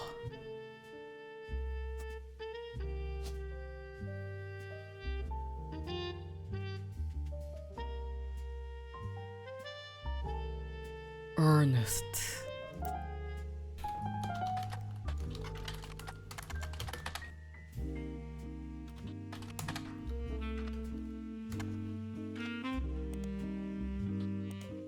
No, I've been itching to play Final Fantasy 14 again, but like start anew and just do whatever bullshit. But I just realized if I start anew, like from A Realm Reborn, I'm gonna have to force myself to do the raid again, and I don't want to do the raid. So annoying. I wish the raid was just optional, but I guess it's not because it's like relevant to the story, but at the same time.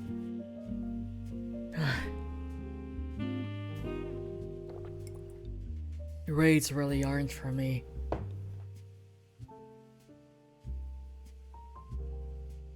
It gives me so much social anxiety.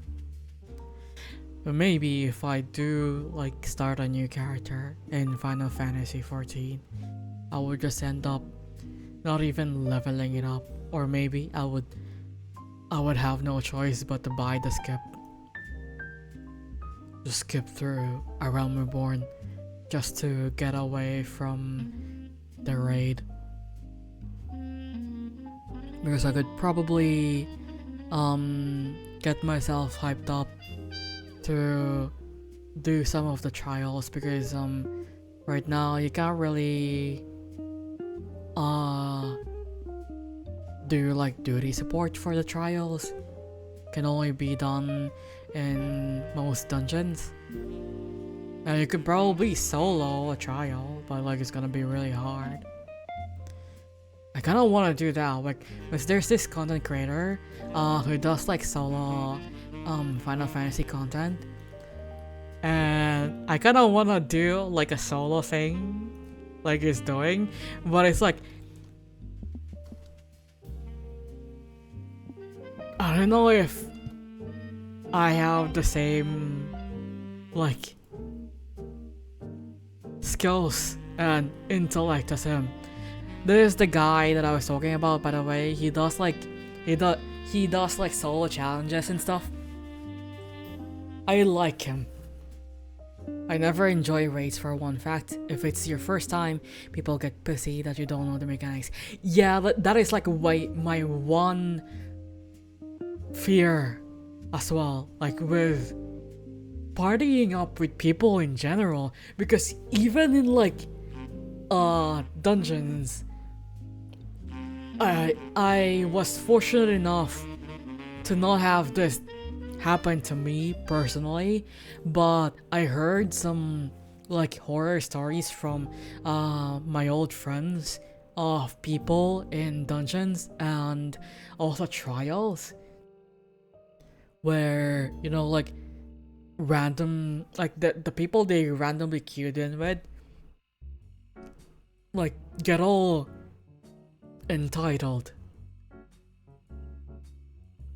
And it's kind of confusing too, because like Final Fantasy 14 is one of those games that clearly show whenever someone is new to the game. So you would think you would give them a bit of a leeway. Like you would be much more understanding and patient with them. But no, like I keep like hearing like horror stories of like people being, you know, very annoying and shit. And I'm already, you know, socially awkward enough. I have really bad like social anxiety. Like I couldn't even play Destiny 2 like strikes for the longest time because I was so scared of like fucking up things and then getting, you know, like just disappointing people I couldn't with in general. An article from 1982 announces that an Ernest Madsen Jr. is taking over the day-to-day operations of Roottrees after the previous president died unexpectedly. Fuck. So he's not the second one, he's the third one. Little is known about Ernest, but sources close to the family who have asked to remain anonymous have have made it clear that he is more than qualified. There are rumors that Ernest had originally trained to succeed Zach Morton, but had been passed off for unspecified reasons. Ah! The last 4 years at Roottrees have been rough. In an attempt to keep our products relevant to the modern audiences, some of our decisions have had unintended consequences. From the fancy flavors misstep to the batter up bar, we've taken a bit of tumble in public eye. 1982.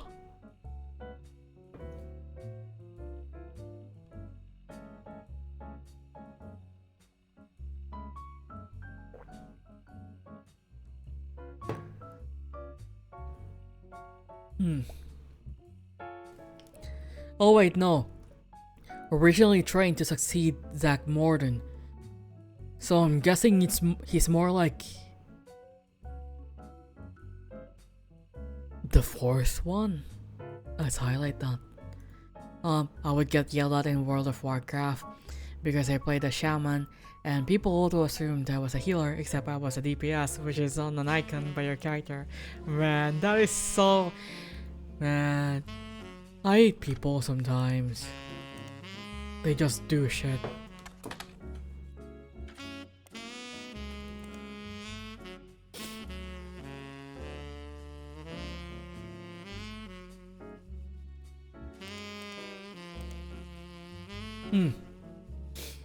The Batter Up Bar was a failed candy bar released by the Roottrees company.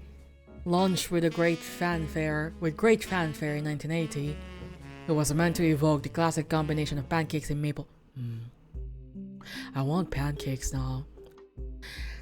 I regret not buying pancake mix during a grocery run, because while we were on a grocery run, I repeatedly asked my little brother, "Do you want pancakes?"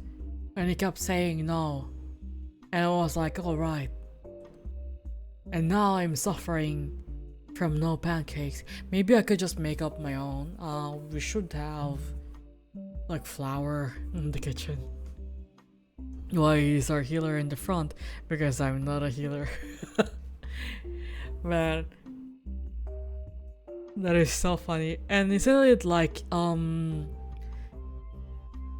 least like for Final Fantasy 14, you have like roles you are strictly attached to. Like when you queue into a dungeon, you can't queue in as a different like role. So it shouldn't have been confusing if, like, I don't know,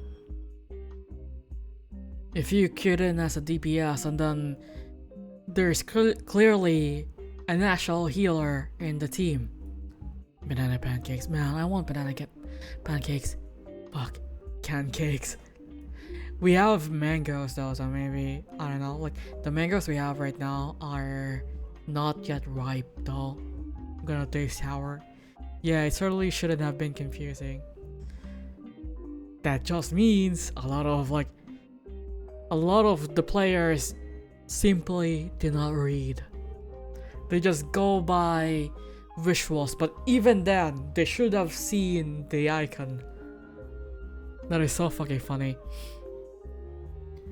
The name came from the fact that its recipe used a creamy imitation of pancake batter as its filling, and the packaging had baseball imagery. Consumers loved the taste, and the candy launched to stellar reviews, but after a little less than a month on the shelf, it was discovered that the filling of unopened bars began to separate and developed an off-putting texture described as powdery chunks floating in oily goop.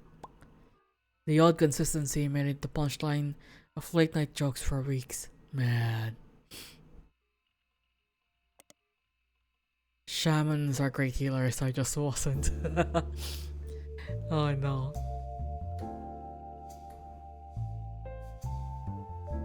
Hmm. Fancy flavors. Hmm. Yeah, I've already. Guy Hudson.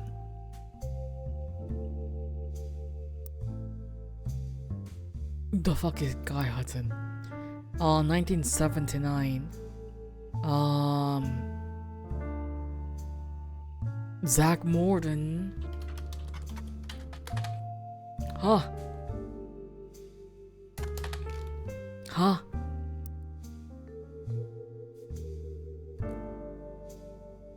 Oh my god. Fuck, I keep on alt tabbing. Zachariah.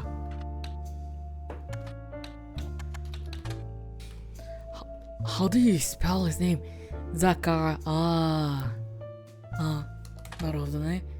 Eh? Morden. Zaka. I love running healers for friends, not randoms. I feel that. Like, especially if. Who the fuck is Ernest Madsen? Especially if you're just starting out, you know, just. You're still feeling.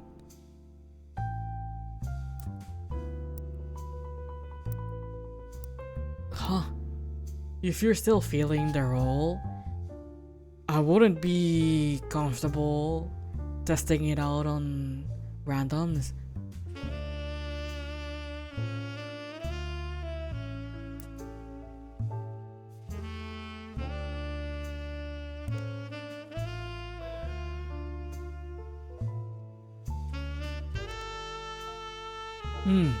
Guy Hudson, along with his twin sister, are no strangers to the public when it comes to Roottrees snacks. Credit his mother and father, Angie and Christopher. Yeah, Guy.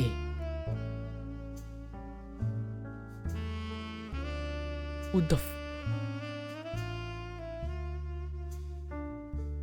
this guy.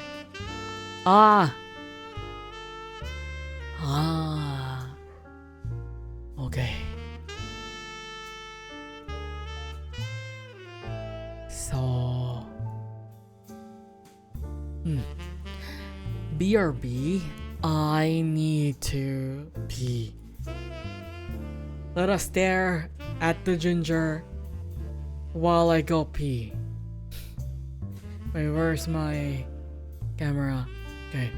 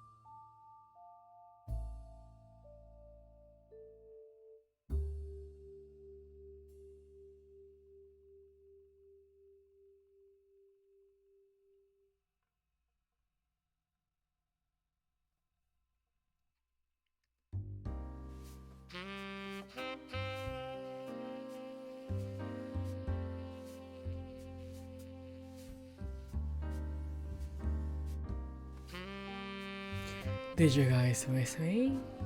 I hope you did. Unless you wanna make me cry. Otherwise, let's go back. I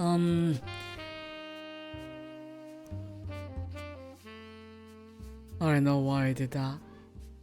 Are you perhaps... Wait, I need pictures. He's this guy, right? Guy Hudson. Ah, it's not from this.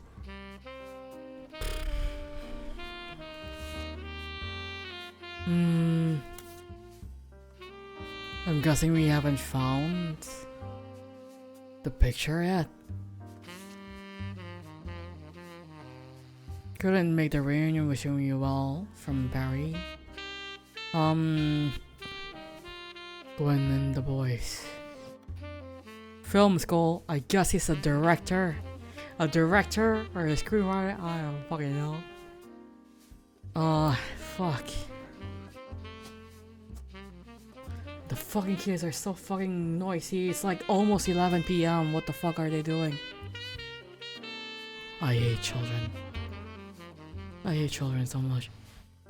I wanna go out and scream and tell them to shut the fuck up.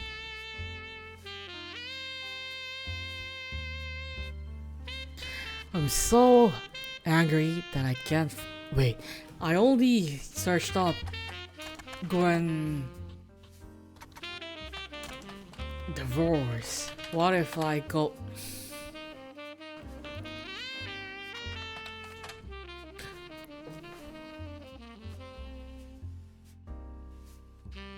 Man.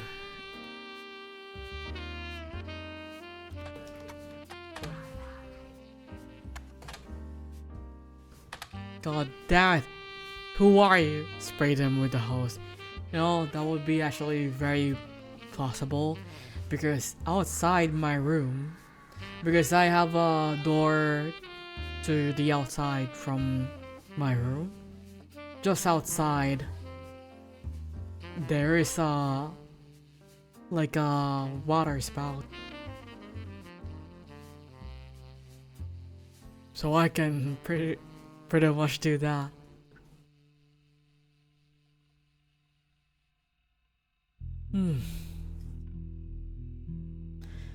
Wild Bill grew up in Perry.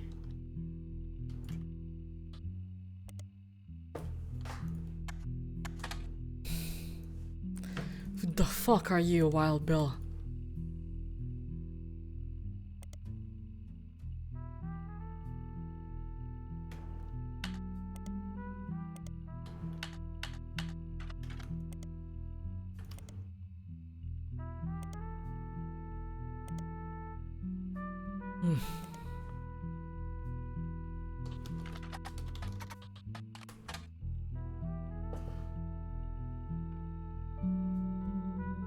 It's only this one. Man. Ronald Roottrees.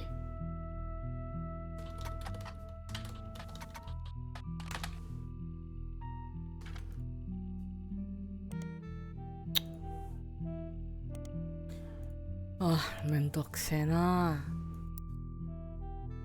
Maybe Robert? Did you know, during the time when my brother was still a kid, Kamen Rider Black was aired in the Philippines, but they had to give them non-Japanese names for some reason. And I don't know, maybe it's just like, you know, like a product of the times, but like a lot of imported media back then, they had to change the names to like typical Filipino names, or you know, westernized names. And wait, I need to look up Kamen Rider Black, like the name of the main character. Kotaro.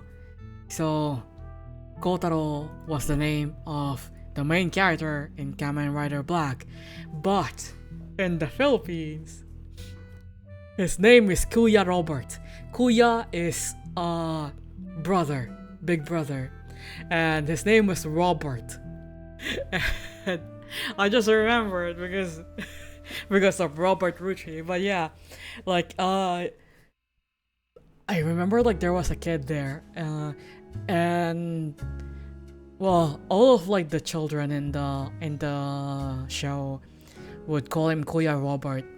It's so funny. Yeah, we had a few of those. Like it's so weird, right? Like why would they do that? And also, Yu Yu Hakusho is called Ghost Fighter here, and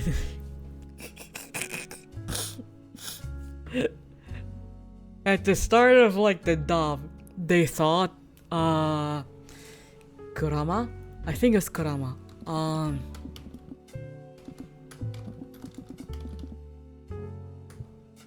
Yeah, it's Kurama. For the longest time, during the dub, they thought Kurama was a girl. So, Kurama had a female voice actor, and the name they gave Kurama was Denise. Like, his name is Denise. And, like, halfway through, they changed the. Halfway through, they changed the voice actor when they realized, oh, he's a guy. And the way they transitioned from the female voice to the male voice was one of the characters basically called out to him, right? One of the characters was like, oh, Denise, and and Kurama replied with, not Denise, I'm Dennis.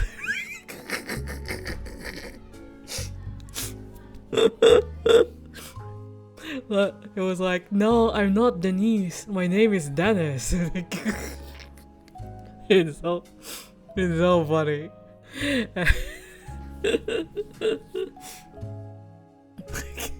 It was so funny. Man, Tagalog dub is so fucking funny. There's also like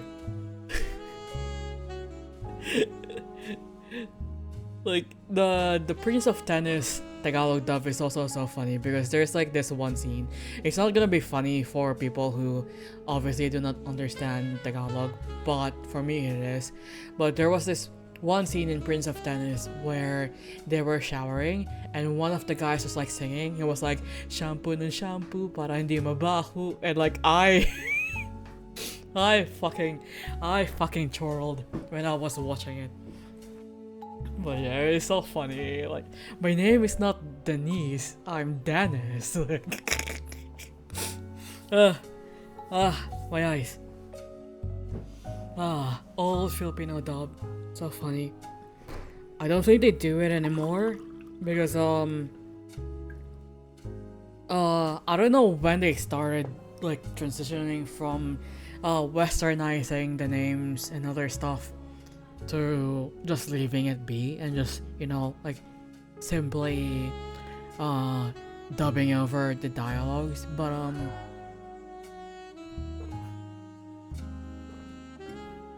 yeah, like the older anime here were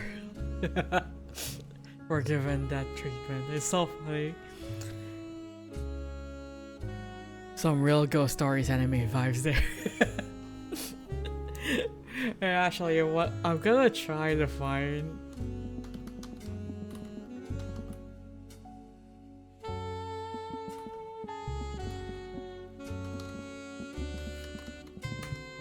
I'm just doing everything but fucking playing the game. Fuck, I can't.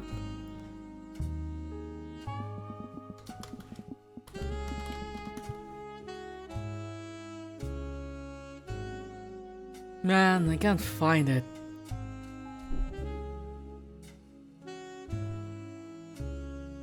Also, wait, I don't know what his name is. I actually don't know the gender either. So I need to...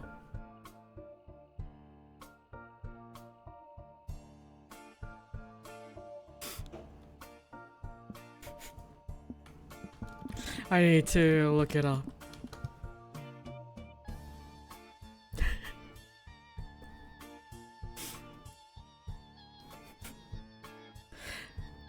I think for this character, Genkai, if you remember Genkai, okay, so she's a woman, but in the Tagalog dub, they turned her into a man because I guess, you know, like, because of what she looked like, you know, she looked old and stuff, and they named her Jeremiah.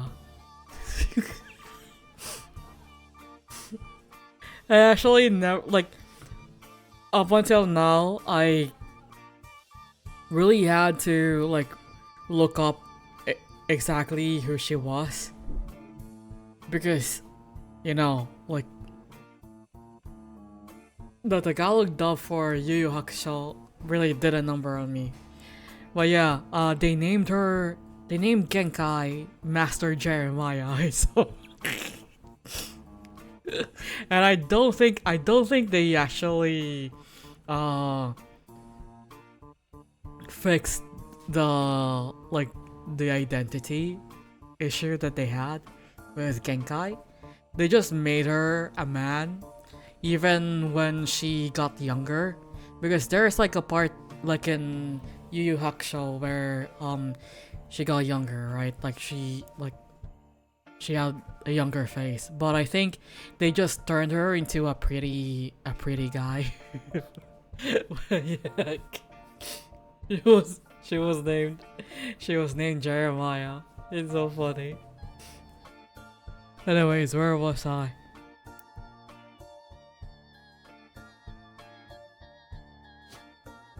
I really do think he is a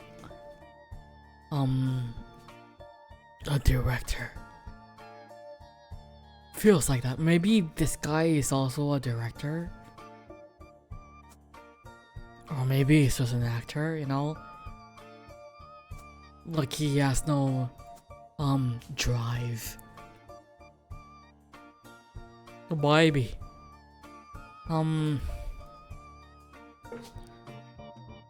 I need to know. This should be Wild Bill, but for some fucking reason I can't find any other info about like Williams. We don't even see Williams here.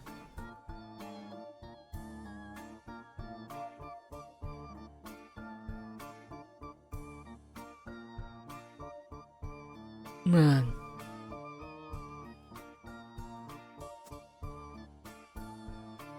Anyways, how are we gonna find... Where is Ernest?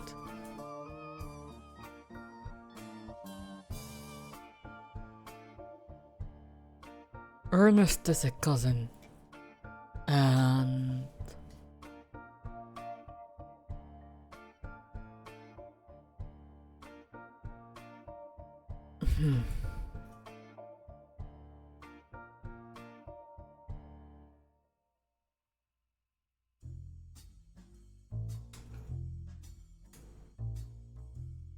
Is he even here?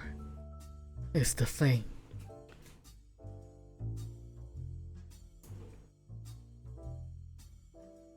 Like everything is just closed off.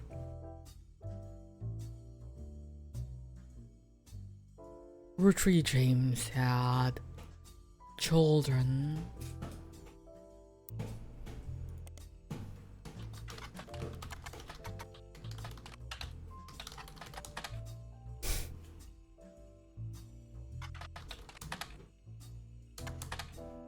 Man.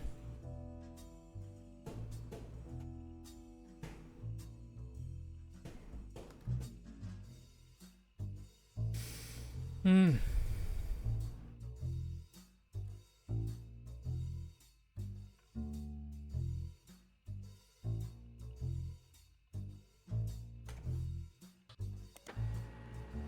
Oh.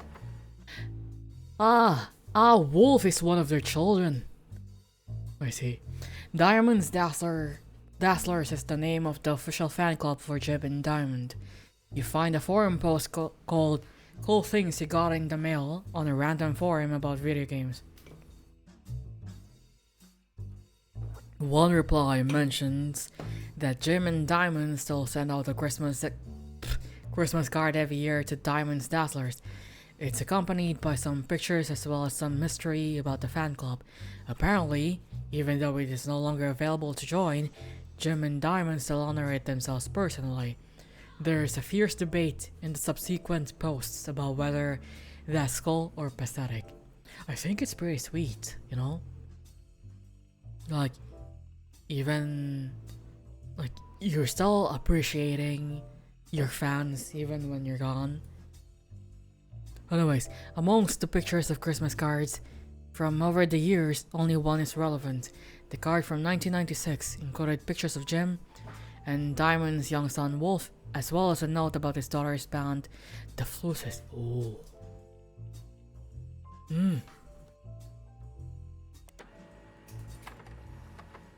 The Flusses are an all-female punk band operating out of New York City. They're mentioned in passing in an online review.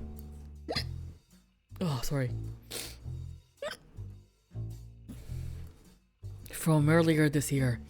Apparently they were the opening act for a band the reviewer actually came to see. The reviewer writes that she normally doesn't review the opening act, but this one was unusual, and not because of the music, which she described as loud, fast, and repetitive, but not in a good way. The trio was extremely cagey about their identities. The reviewer asked the venue who they were, and she was told they were rumored to be the children of other famous musicians, and didn't want that to be why they became popular. The reviewer also mentioned that for an underground and unknown band with absolutely no following, their equipment was all extremely expensive, and not only were they selling CDs, but they only cost $1. They probably were losing a fortune.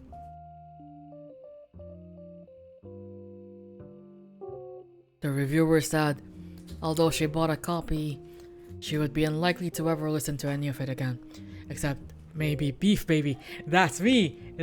I am Beef Baby. The 7th track. There is no picture of the Flutzes performing live, but the cover from the CD they were selling, Conquistador, I don't know, has been added to your evidence. I'm a beef baby. I'm a baby who needs some beef. I need beef now.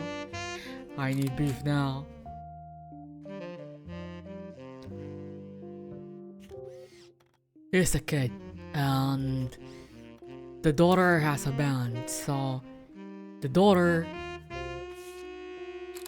I think this might be the daughter. Candy! Candy! I want candy. Ba-ba-da-ba-da-ba-da-ba. Candy, candy, candy, candy, candy. Sweetie, sweetie, Rudolph. Huh? Child. Where's child? There's Wolf, and he's just a child. Man, I miss listening to Carrie Pamu songs, but she ended up being very weird, kind of like she's a shotakon, and you know, people could argue that it's just fictional stuff, but she was doing it like to an actual child, so I guess it's less shotakon and more pedophile. I'm sorry TOS, but yeah, I remember seeing like the news coming around about her like being very weird with this one kid that used to be like part of like her backup dancers.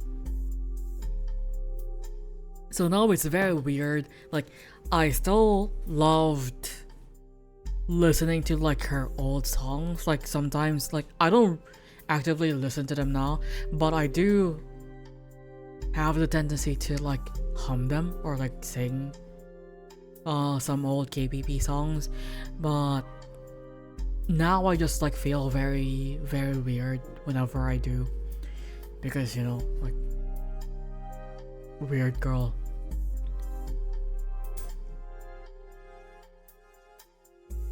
I think the only song of hers that I just associate with Utaite, like Vocaloid instead of her, was like Pom Pom Pom. I still love that song. I still remember when Ghetto did a cover of it, and Glutamine had like a screamy version of it too. And it's so fun. Like I remembered so many Utaite just like making a cover of Pom Pom Pom. I love it. Anyways, singer? Where's singer? Singer. Maybe artist? Musician. Ah, there we go! Yay! Yay! So that means it only got like 3 correct. Makes me really sad.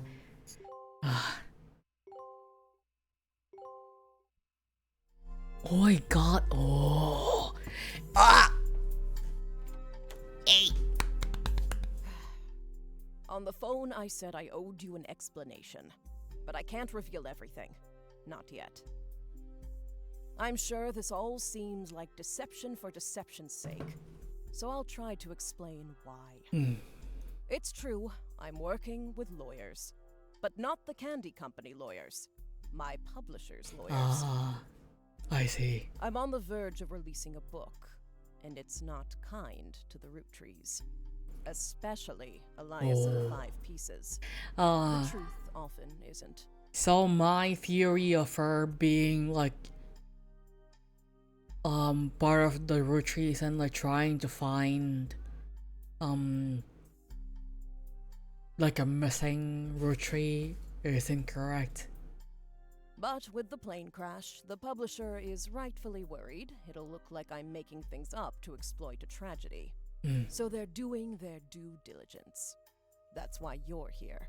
To be sure there's enough evidence for an expert to unearth the whole story. I see. If I tell you the whole story now, we can't prove that. I hope you understand. That said, I can say that the work you're doing is very personal to me. To my story, one spot on the tree is more important than the rest. You've likely noticed it. It's locked for now. I'll return one final time, after you fill it in. Also, there are fewer Roottrees left. In a sense, that makes it easier. Use process of elimination. It's also harder to verify when you're right. You'll need 4 blood relatives before they lock from here on out. I don't have any more evidence for you, but trust your intuition. If something has a high number, it's not a mistake. You're getting closer and closer to the truth. I look forward to seeing you soon. Yay! Oh my god. Oh my god. We're doing it. We're doing it. Oh, it's just this one. Okay. We need to focus on the higher numbers, like this guy.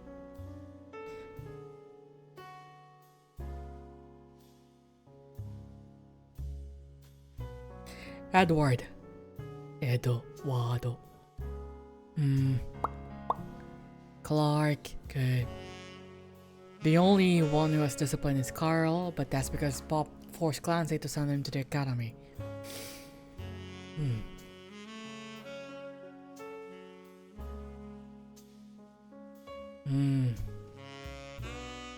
Maybe I'm just getting old, but our generation was never so bad. My brothers all seemed to pursue paths of knowledge, and the most rebellious thing any of us did was bring home someone who would be illegal to marry if he lived anywhere south of Pennsylvania. Pop seems to have gotten over it because Edward is set to take over his department once he retires. Edward. And as for me, my first published book, Swashbuckle in My Heart, is based on the pirate stories I used to invent with Jacob. Okay. Even my cousins are doing well. Zach's not a bad person after all, and his sister seems to be doing a good job raising her twins.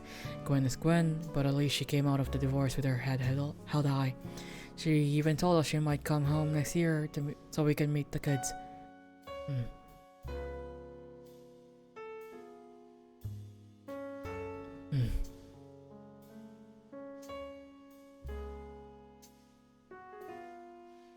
Who the fuck is Edward?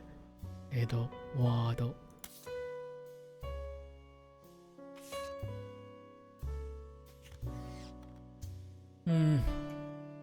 This girl has curly hair,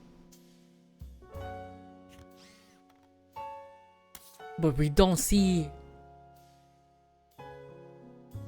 the originator of the curly hair.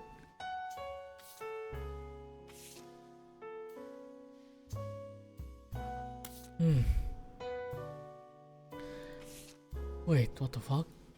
Ah, the husband. Bonnie Hudson. Bonnie is such a cute name.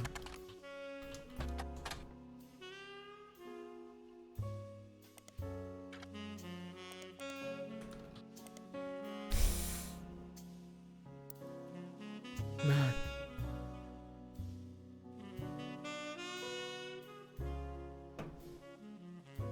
Man, I still... Perhaps.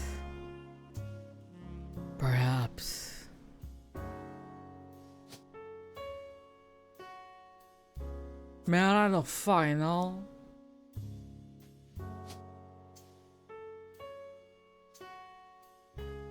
College. So hard. Jam Wilson.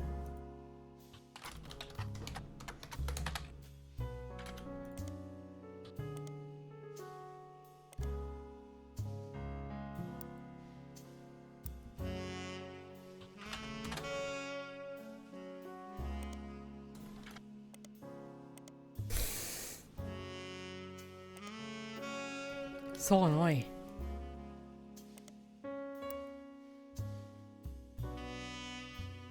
More than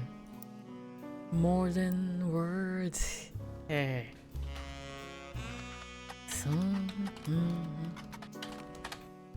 You wouldn't have to say that you love me.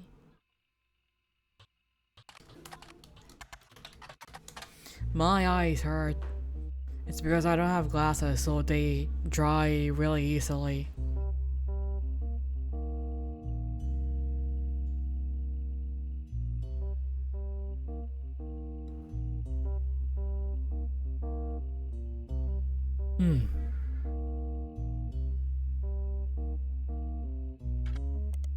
All the words, so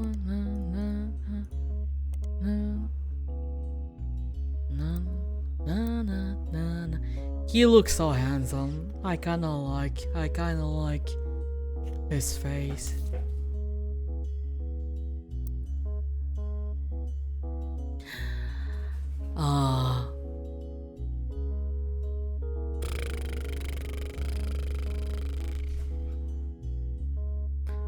Wait, who's the third president? Who's the third president? Oi! What are you guys doing? My children. Elias! Patricia Christensen. You can open this envelope after the whole family tree has been filled in. It has two names that must be typed Man. Man.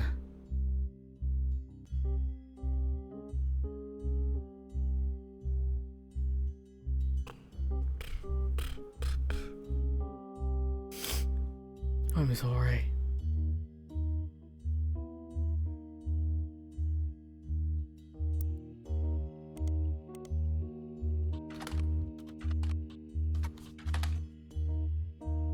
Delvetio.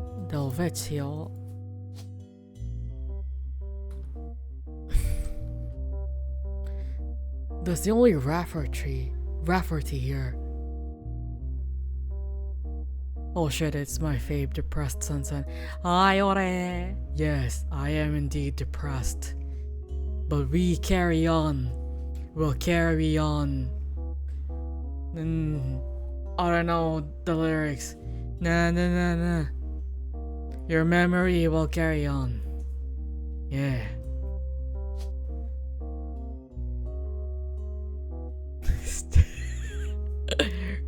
I don't know the lyrics to it, honestly. I only remember the "will carry on." Will carry on. Yeah. Oh man, speaking of like My Chemical Romance, my classmate in college, because we worked together, we had the same internship at we had an internship at the same company. One time while he was at work, he was taking a nap while listening to My Chemical Romance, and he had a nightmare.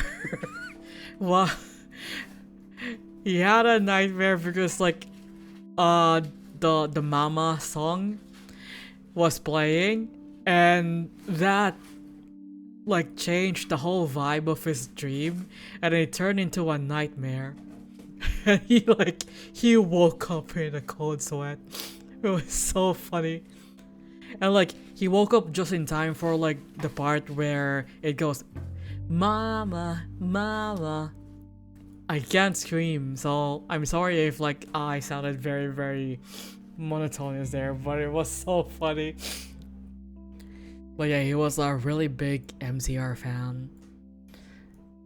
And I don't really have like a band that I really, really got into, except maybe for Panic at the Disco. So we couldn't really connect when it comes to music. I did like some Slipknot, and one of my best friends in college was actually a Slipknot girly. And she like you wouldn't expect it from her because she's like a very girly girl, like a very shy girl, and she's very sweet. But then you look into her playlist. Also, there's gonna be an ad in 10 seconds. But yeah, you look into her playlist and it's like Slipknot, The Gazette, a lot of like VK, and a lot of like metal stuff, and also, you know, like just really screamy rock. Meanwhile, I'm the poppy guy. I swear I had nightmares where I was working and wake up going to work. I've had that too. I had one where I was like in a looping nightmare. I basically woke up unable to move, and then I would like have this creepy girl crawling to me. I couldn't move. I couldn't even scream.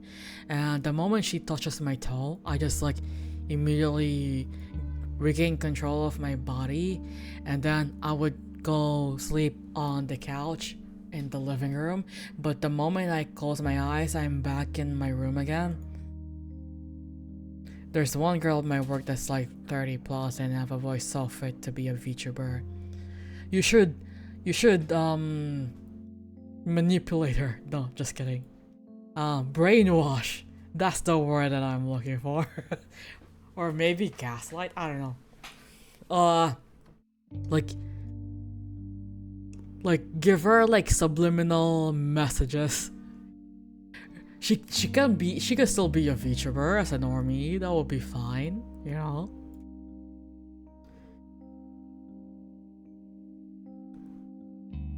Anyways, I need to figure out like this is like the only thing that I haven't figured out yet.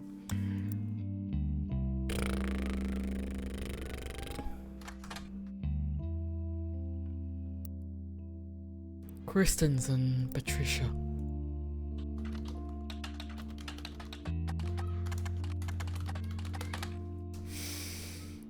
Steel.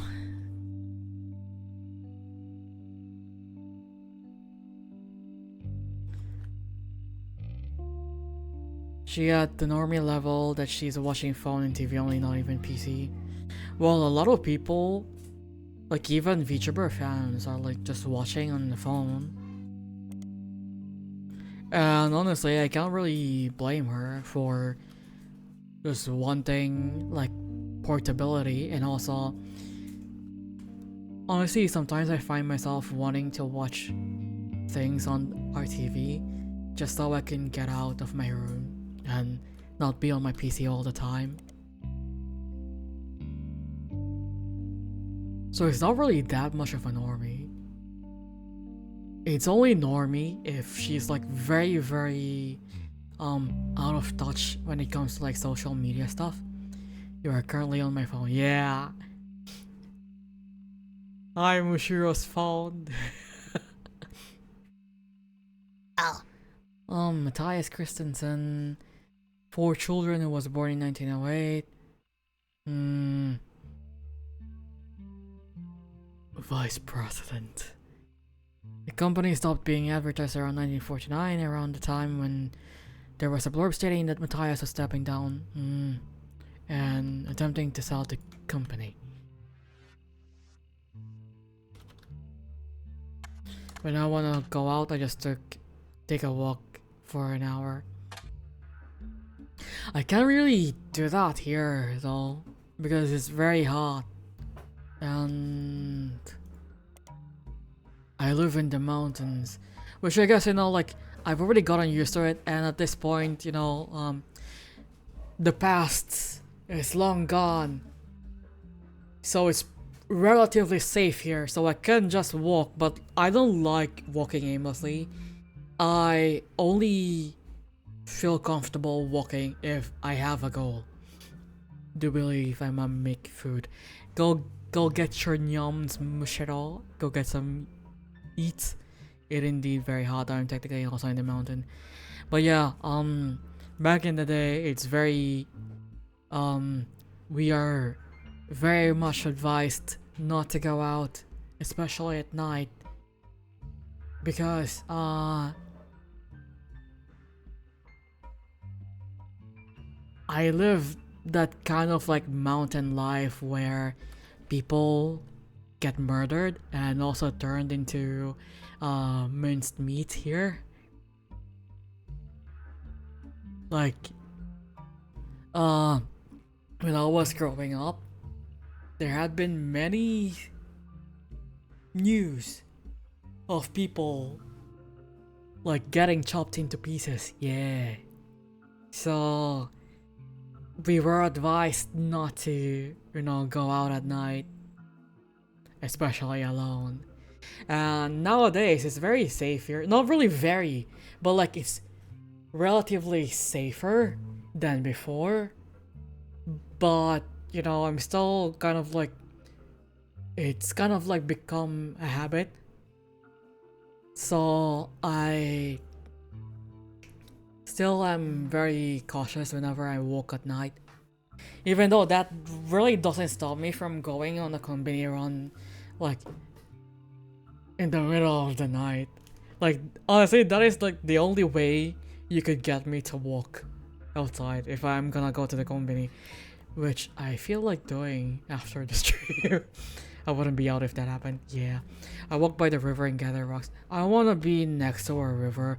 That will be so fun. Like, I don't know. Like, I feel very attached to bodies of water. Like, whenever I feel restless, I just want to like dip my toes in like a riverbank, or go for a dip, go for a swim. But unfortunately, we don't have like bodies of water here, and the closest body of water here is like very far. And not gonna lie, I kinda miss going to the beach. Like, I wasn't able to go for a swim um the last time, we went to a resort, because I had some health issues, so I couldn't swim. It makes me really sad. Bodies of water scare me, though I do understand that because I took a lot of it. But yeah, I don't know, like, probably the easiest way for me to like let go of any problems, or like tension in my body, is to just like soak up. I actually should buy a portable tub, because we don't have a bathtub. I should buy one of those like portable bathtubs, so I could go for a soak, and I can finally use my bath powders, because I got some bath powders that I actually stole from my little brother, because my little brother works at a Japanese company, and like in Japanese companies, they have this thing they do, that whenever one of them goes to a different country and they come back, they always have like things to give to their co-workers. And one of my little brother's co-workers gave him bath powders, which is basically like bath bombs, but like they just crushed it into powder. They never formed it into a ball and then just put it in a sachet. And I've been meaning to use it, but unfortunately we don't have a bathtub. Well, I can't run, like I got a cane. I know.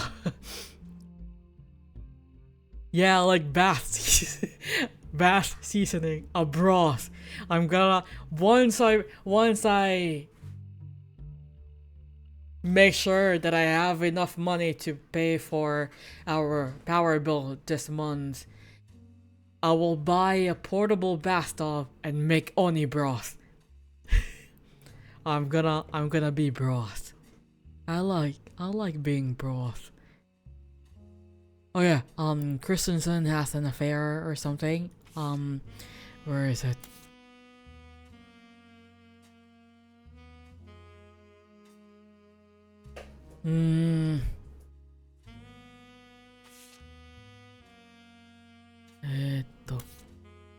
I can't believe they haven't made soup bomb yet.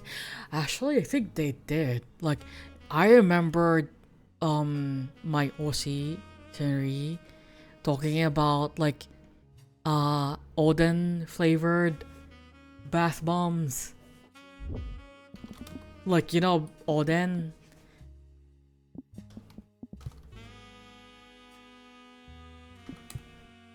Like soup.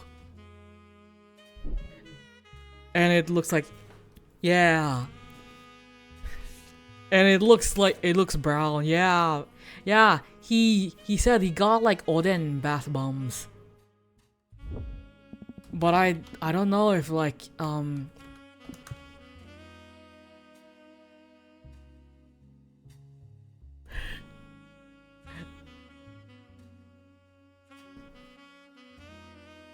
I don't think he ever actually tasted it, for obvious reasons. But there is like an Odin themed bath bomb or something. And it looked like it's brown. I don't want that. Like, leave it to Japan to make like really weird things. There's also Pit Viper flavored ice cream that my cousin tried out once. It was apparently very weird. It's like a very savory ice cream. In before the Pensit Cantoni. Oh no. Oh no. What a waste. The only reason to get such a thing is to bring a bowl with toppings. Man. Imagine if I like make a like Oni merch where I just like sell bath water and I call it Oni broth. I was simmered for 30 minutes in that water and now you get to have it. You can sniff it, you can taste it. Just I'm not gonna be responsible for any food poisoning. That would be your fault. Because you should know better. A pure taste of depression seasoning. Depressed seasoning. Speaking of, there is this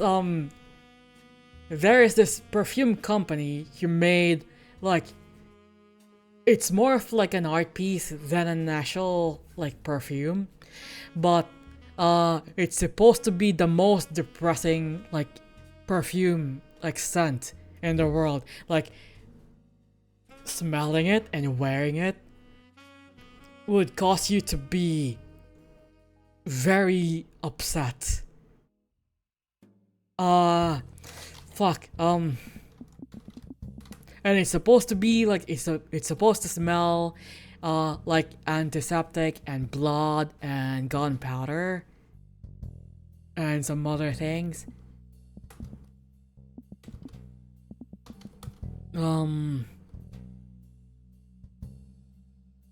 I need to find the thing. Oh, it's not this depressing. It's like the most disturbing. I think the most disturbing scent. That just sounds metal as fuck. Yeah, like I'm so very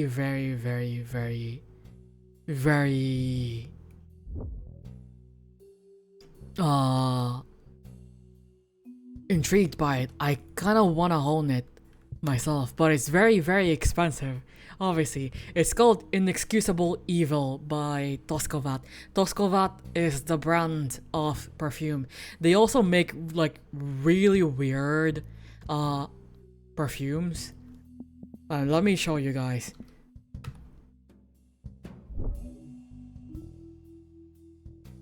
Where's my thing?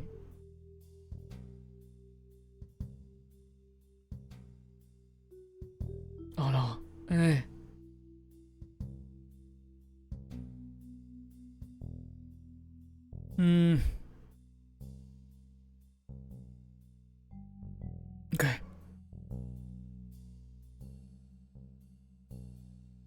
Is it this one?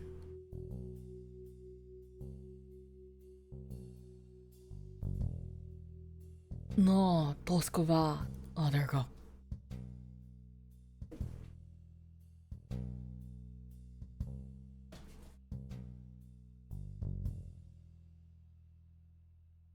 Oh my god. Okay. There we go. So, Toskova. Honestly, like, the branding of it is so cool. Wait, let me make this bigger. I would want to cop one myself if only I'm rich. Like, I always end up wanting to adopt like the most expensive hobby. But yeah, Toskova.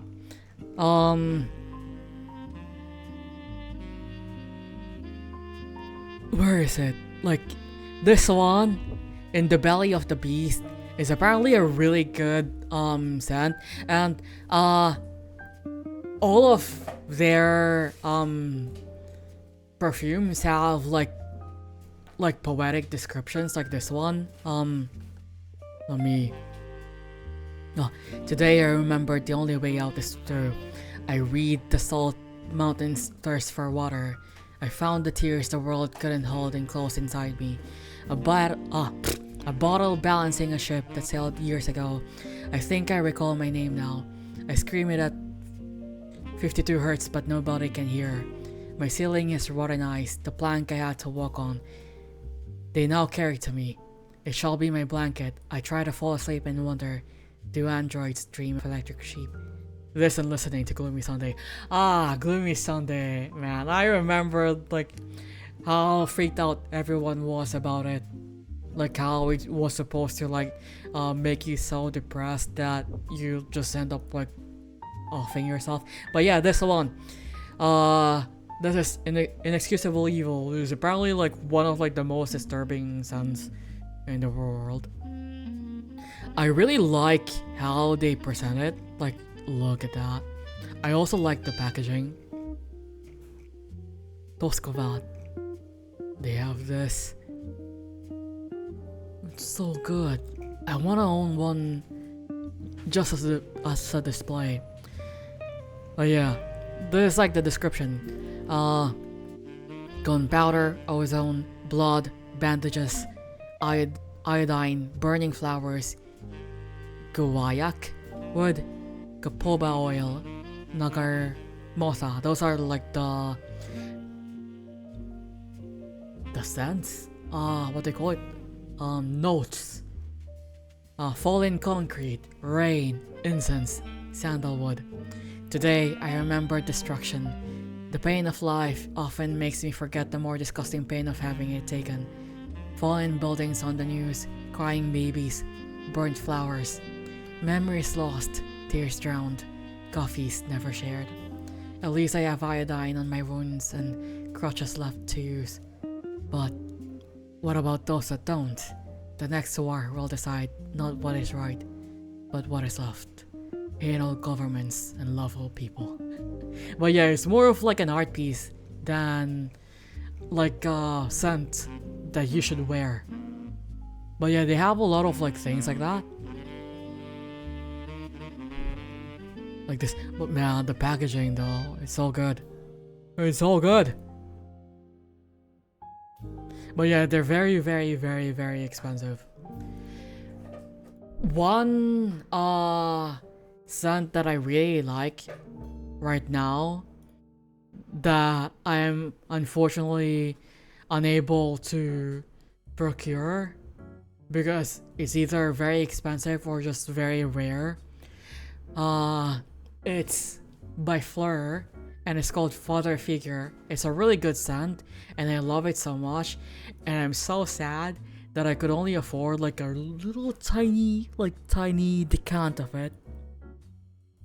And I was only able to like use it like once or twice because I'm afraid to run out of it.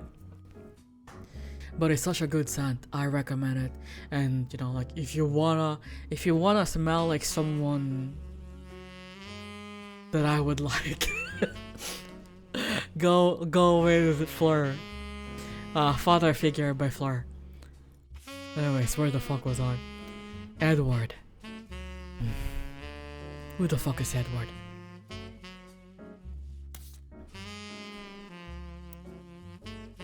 Do we have Edward here?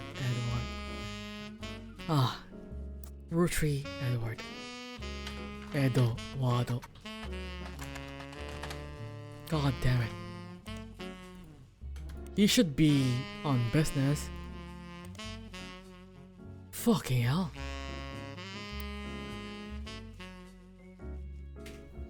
Pop. You mentioned Pop. Pop is some...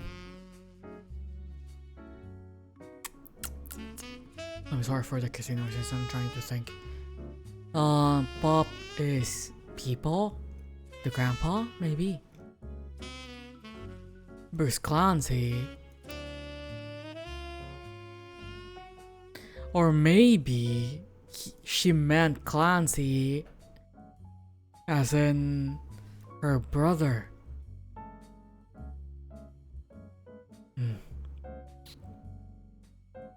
And maybe I got this wrong. Maybe Clancy is the third child. Because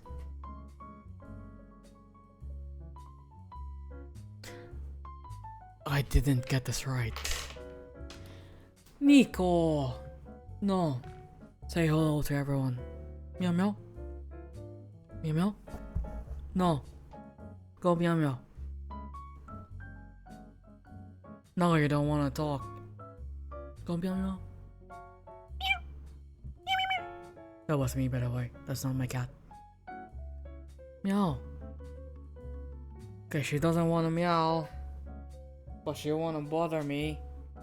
You. Baby. Go meow. Say hi to everyone. Can you do that? Can you do that? You don't want to? Ah, my children. They're now bothering me. Okay, let's go with Clancy.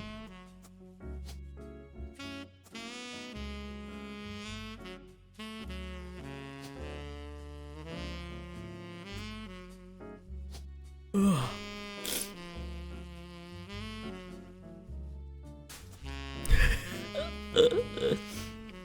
Actually, I don't know. I don't know, man. I have a feeling you might be, where's Elias's? Yeah. Elias's, Carl's.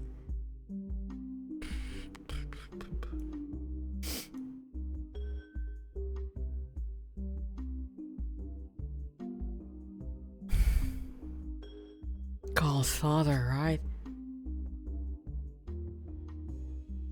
Did Elias even...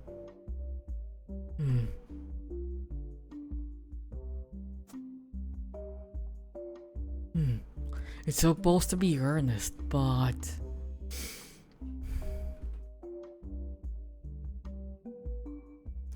Do they look alike? They kinda look alike, right? They look alike a bit.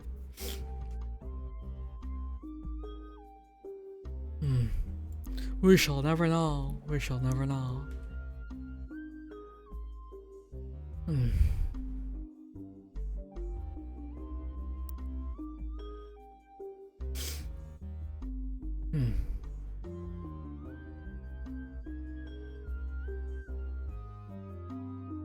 That's because Bob forced Clancy to send them to the academy. Clancy Jr. Maybe I'm just getting old, but our generation. Okay, wait. Maybe I still got the.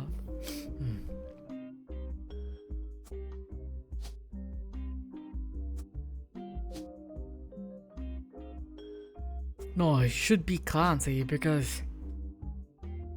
Ow, baby, no.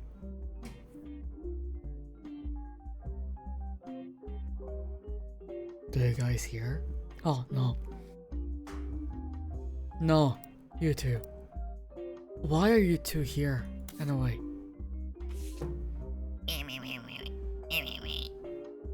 Ow. My two children are here. For me. Okay, so this is right, I think. He's probably not the president though. Oh.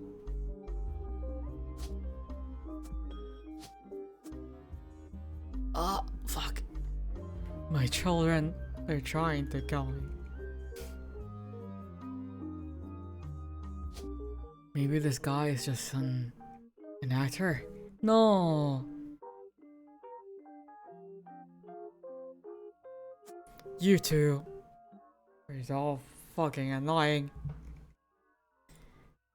The baby, I don't know the baby's gender, but there should be a Roottrees. We only have November and Christina. Let's go with November.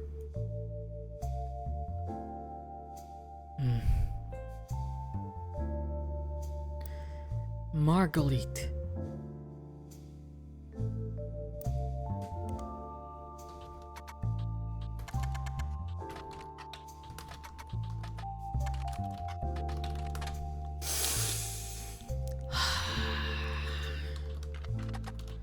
Actually, I never try this. Man.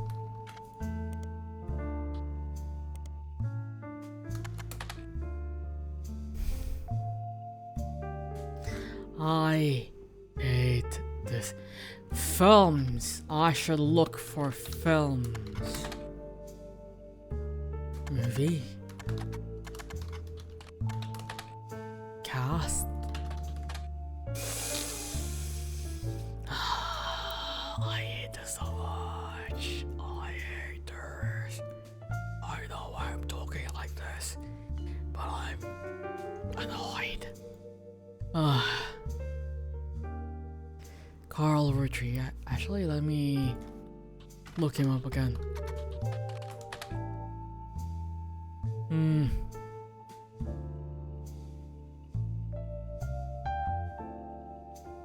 Look, his great-grandfather before him, Carl, earned the highly prestigious Watchman of the Year. I don't know what this game is about. It's basically, genealogy. You know, we're, figuring out the family tree of this specific family.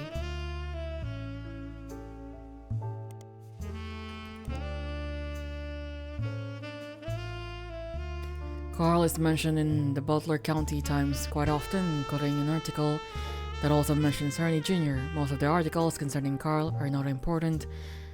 One announces Carl's marriage to Brenda White. They were both in their early 20s. Another seems even more frivolous. Apparently, in 1981, Carl got quite drunk at a charity event and broke his arm falling down some stairs.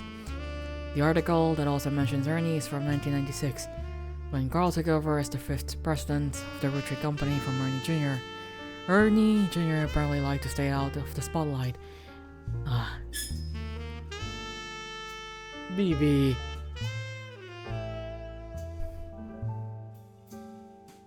The article mentions an illness as the reason Ernie Jr. was stepping down. So he can't be saying it because Ernie Madsen, we can't even figure out like who the fuck is Madsen is. But he should be older than Carl. I'm guessing maybe this is, but like this is Elias Jr. Maybe this is Ernie the first, and then one of these guys are Ernie Jr. I don't know. Perhaps.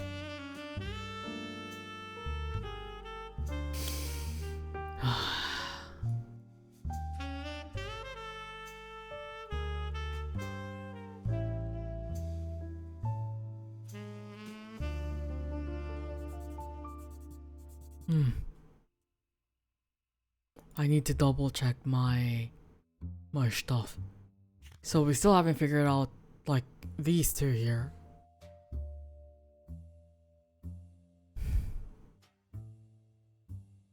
Also this lady.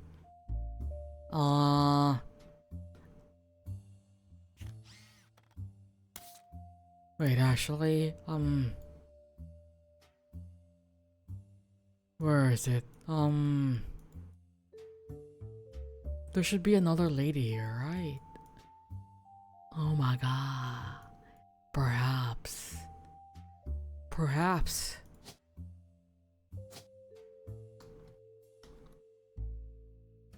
This is Christina. Housewife. And Madsen. This is outside my brain power. It can be a bit, you know, but it do be like that. I'm gonna hop off now. Good night. Nice. Roottrees. Because that's the only girl. And then Gwyneth, Nicole.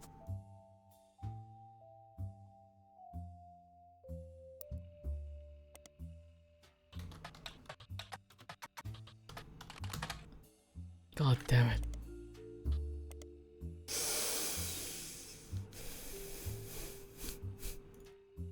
Madsen. Nicole. Nicole Madsen. God damn it. One of them has to be Ernie Jr. Perhaps this guy, maybe. Nico. No.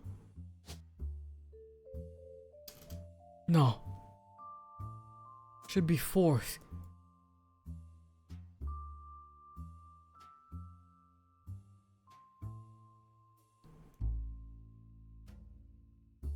And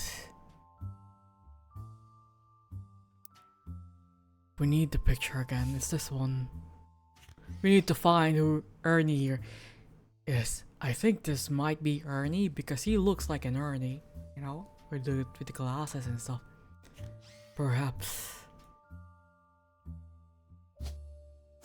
Yeah.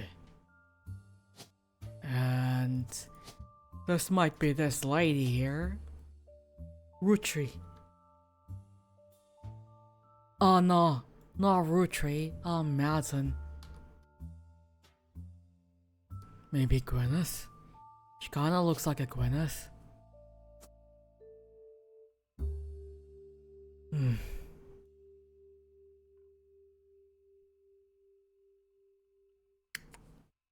My children are so very, very clingy. Aren't you? Yeah, you're so very clingy. Go say hi. Go say hi. Yeah. Up on my shoulder. They like perching on my shoulder for some reason.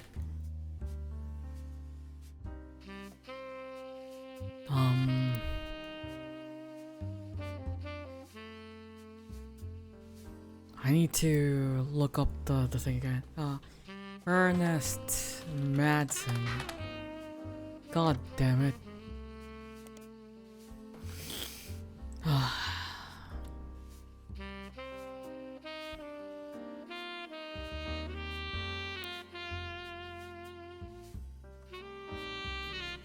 Yeah, guy died. And then Ernest replaced him. Does he have a kid? Oh I know, November is this girl.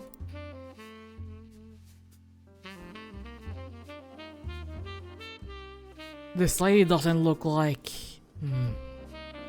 Perhaps it's a Samantha. Because that is like the only Roottrees we have left. Perhaps the baby is Samantha. I don't know what Robert does. Oh damn. Because we can't find him anywhere, like even in Teen Blast.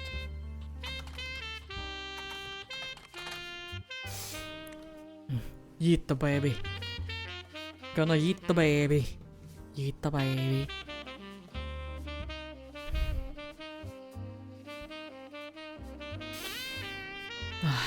Ernest Madsen Jr. God damn it. So annoying. So very annoying.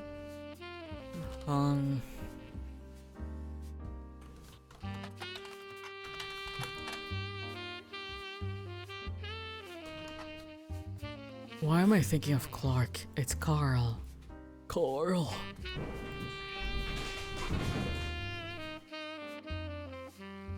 Oh no, a stray cat has once again snuck in our house. I heard some scrambling upstairs. They'll be fine.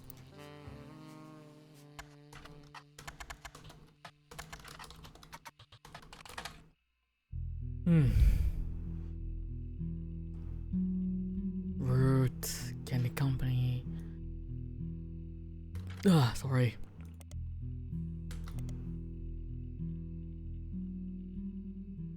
County Times.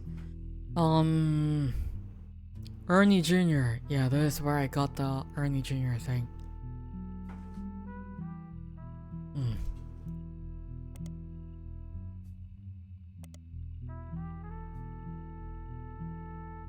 Carl Charity. God damn it.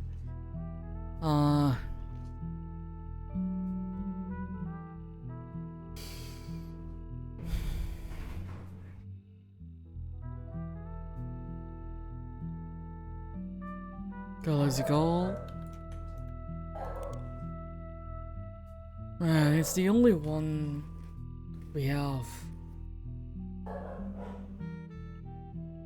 Man.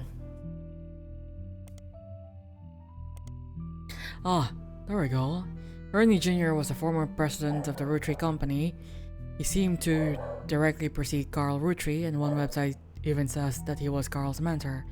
He was apparently very successful as a president, but not so much a public figure. He has since passed away. Man.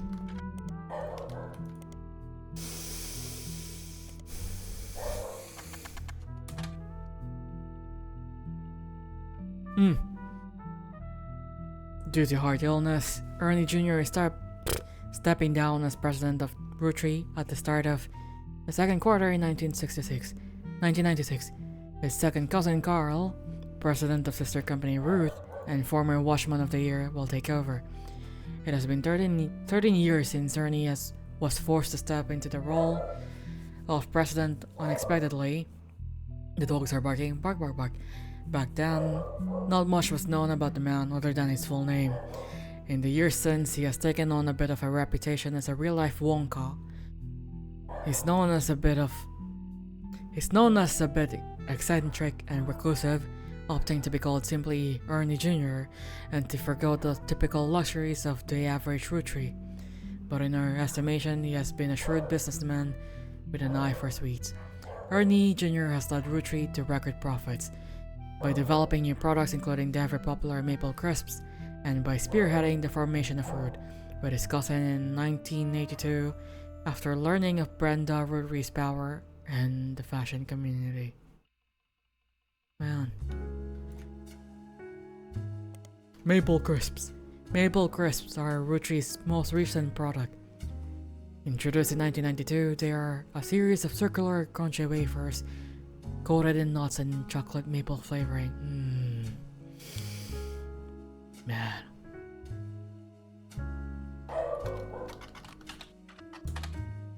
The Roottrees Maple Super Bowl commercial from 1994 has a family bickering in a department store, and the father bites into a Roottrees Maple Crisp. This is from Rafferty. Time stops and a jingle plays while he dances down the aisle. Need to rest.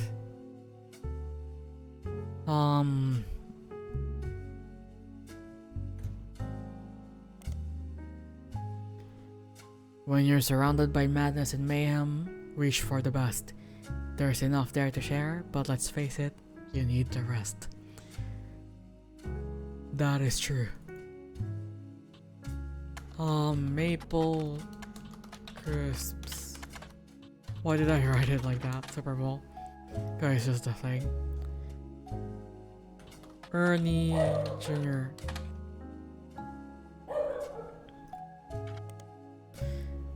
That's it.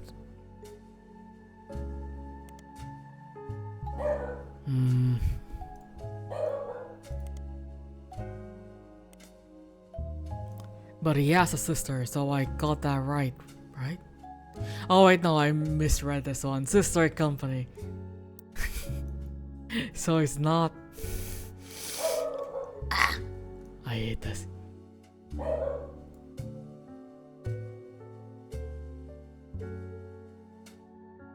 I need to find out what Gwyneth does.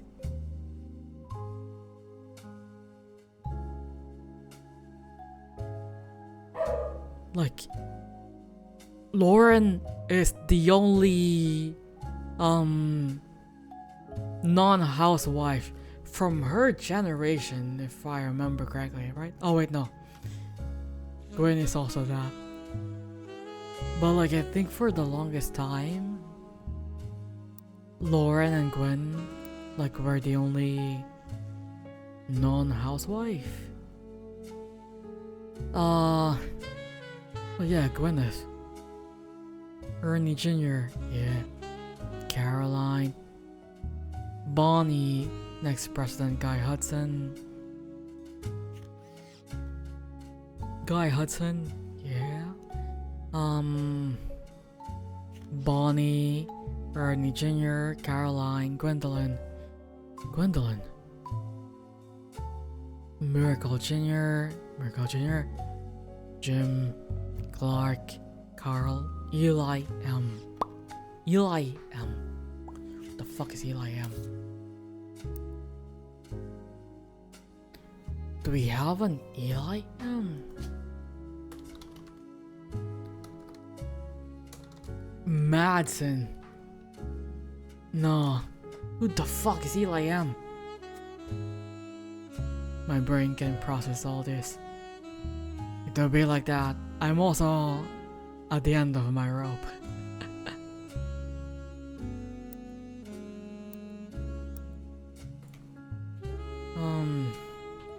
Clancy Roottrees Jr. Or is it Clancy Jr. Roottrees?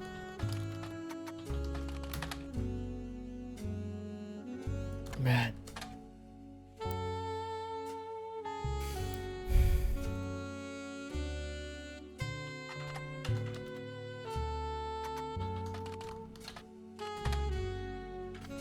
My kitty cat is on my desk now. She is sleeping. A very sleepy girl. Edward Roottrees.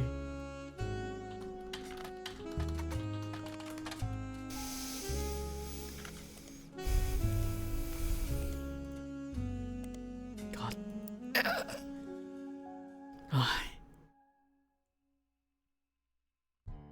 Mendokse.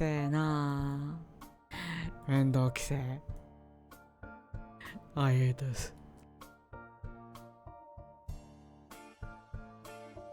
I still got this wrong though. Perhaps she is also a student. Oh fucking no.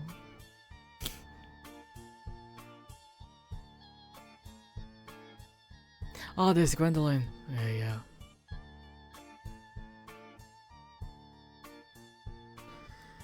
So we don't have a Bonnie. Oh wait, no, there's Bonnie. Okay. Ernest and Gwyneth. Gwyneth, yeah. I don't know who the fuck is Eli M. But November is definitely this girl here. I don't know whose kid she is.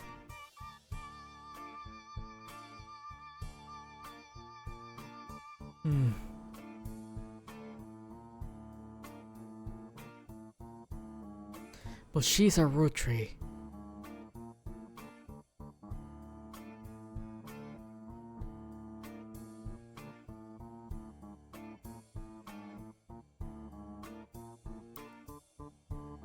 She's in front of Carl.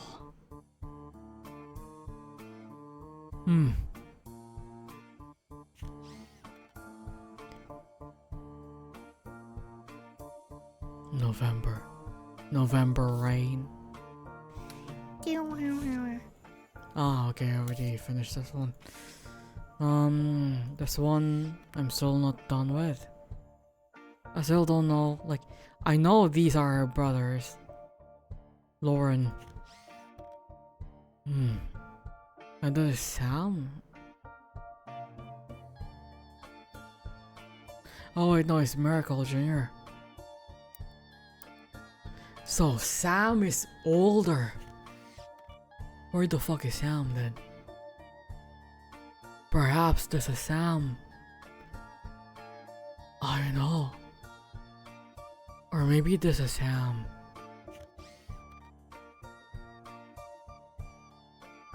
Or maybe it's Samantha. Not Sam.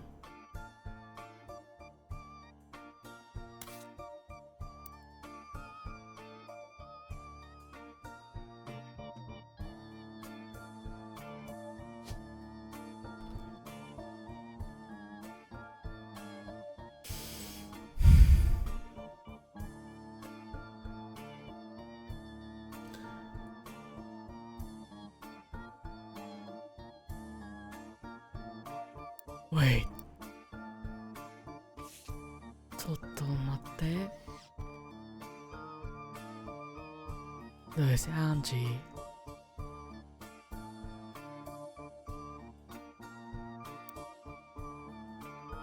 Sam should be here, but only Gwen was not here. Grandma insisted we include Sam even if we didn't want to, but Sam, I don't know. Wait. I know there's like, I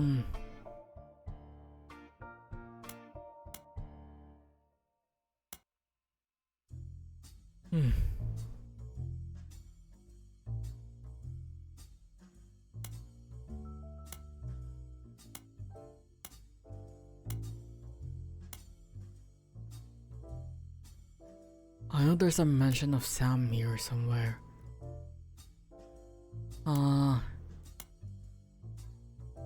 Cool souls. Oh no. Notable Roottrees. Harrison Lane. Yeah, Wild Bill.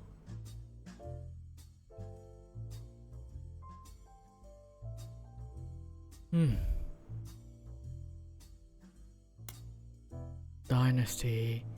Candy Company. Clancy.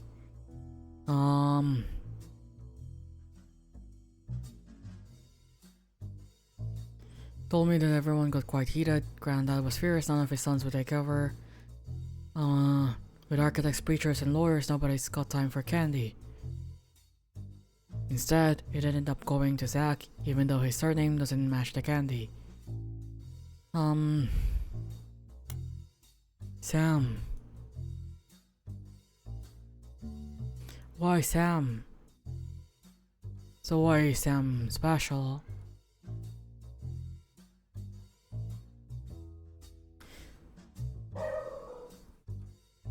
Yeah, none of them ever mentioned if Sam was a girl or a boy. So I think it's Samantha.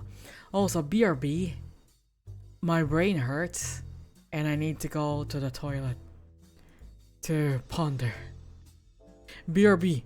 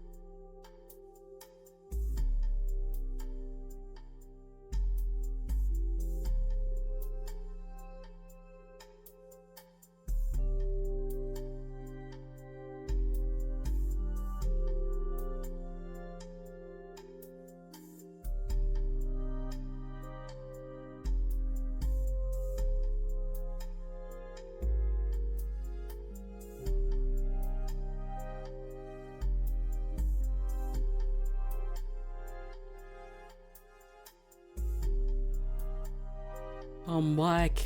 Wait, let me move my baby kitten on my desk so I can rest my elbow. Like, what are you gonna do with your brain in the toilet? Well, whenever you're in the toilet, you tend to have like the deepest thoughts, you know? You're able to use your brain. That's what I did, and also I just really needed to pee. Anyway,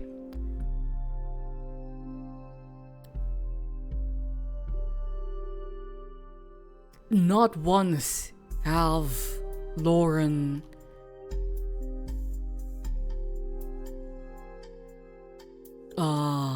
pointed to Sam as like, you know, like not once has she used any pronouns on Sam. And we have Samantha. Let me try.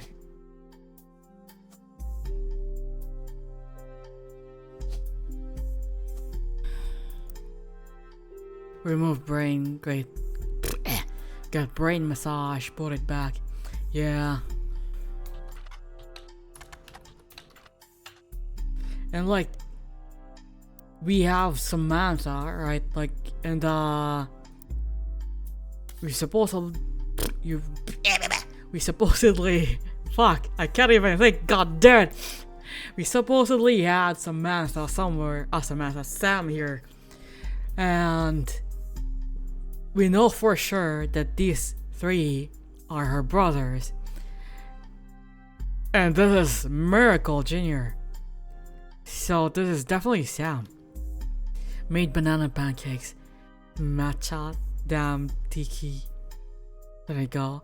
Banana matcha. I want.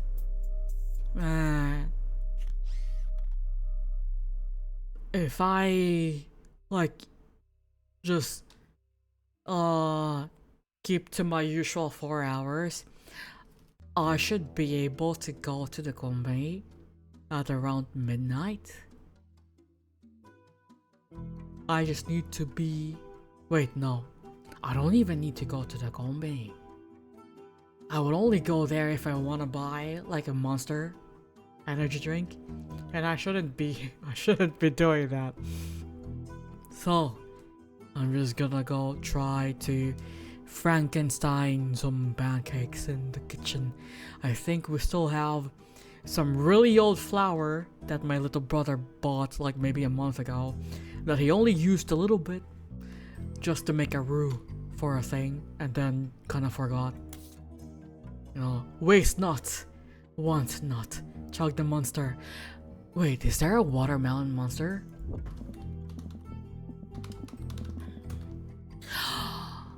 There is. Oh, we don't have this. We don't have that flavor. I kind of want to try that now.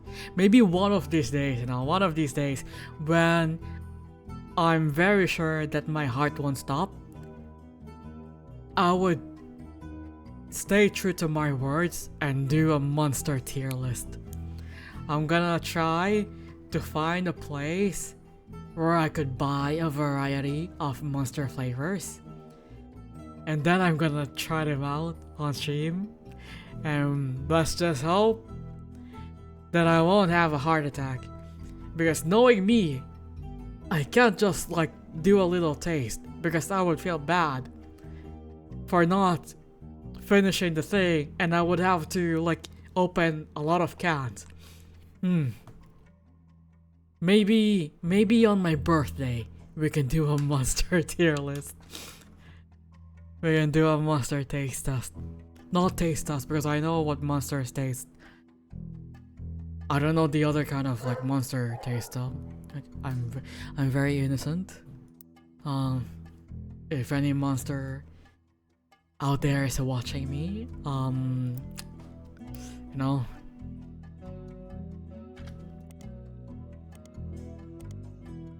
God damn it. Dude. So annoying. Maybe Sam. Business. No!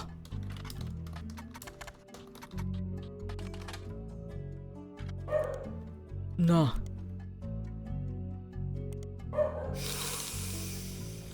What if just Sam? Fuck. Patricia.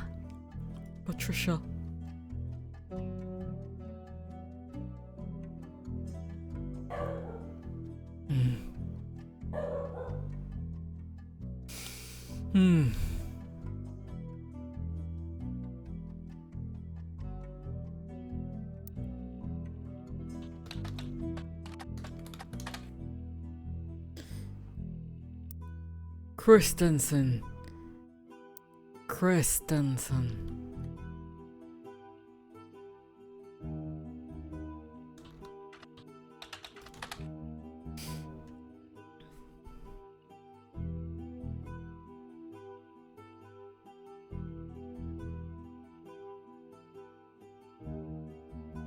Steamy correspondence. I think I have it here, right?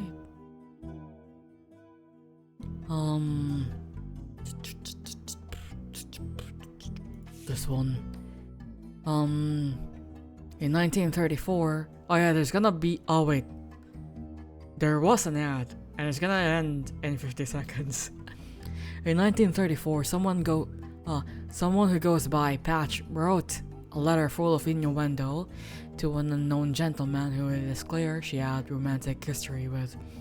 Patch is thought by the book's author to have been Patricia Christensen, a daughter of the owner of Christensen Steel. Her nickname was Pat, and CH were the first two letters of her last name, and Patricia Christensen was known to appreciate wordplay like this. Patricia, who would have been in her mid-20s when the letter was written, was married to an older man of no noble status. This letter was most definitely not to him. There are also a few passages after the steamy bits that mention a daughter, leading Tina Angelina to theorize that this letter was written to the father of a child she hid from society in some way. The letter ends on a mention of a twisted twin that seems to evoke imagery from classic literature. If not for her story, yours and mine would be the most tragic tale ever told. How awful is it that such beauty was ripped from its rightful fate, and worse, sent to live in possession of your brother's twisted twin. Left an outcast, forced to a life of labor under a wicked relative. It's like something from the start of a children's fable. She deserves not the life he has been sentenced to. I can't stand to be apart from you both.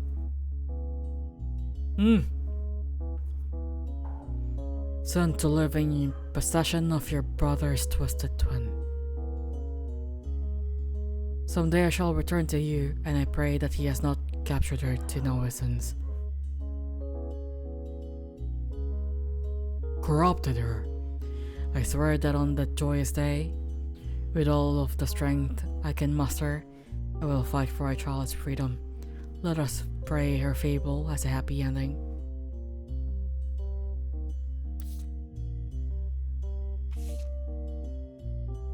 Wait,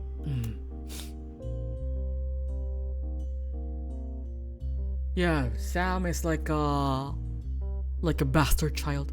Alright, I'm a dip now. Good night, Sensen. Good night, Ore. Have a good eep. I appreciate you stopping by here. I got 6 hours left to sleep. Go sleep. Sleep. Damn you. Sleep. At the reception, when I asked who Sam was, Bob shushed me and said it was complicated. So I think, why does Lauren's dad know about this? Is he the twisted twin?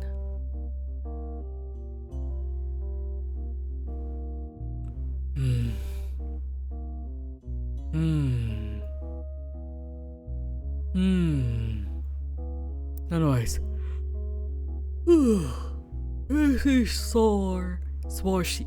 He saw Sam working alongside the farmhands. This is why I thought Sam was a guy at first, and I feel very sexist now, because farmhands, you know. But I guess, anyways, she's not a housewife, definitely. She's a farmer.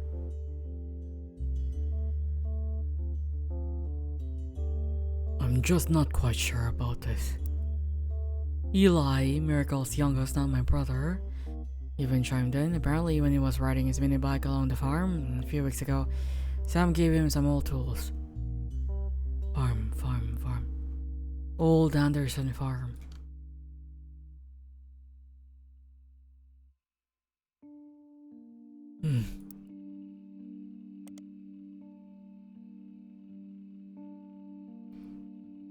Maple Farm.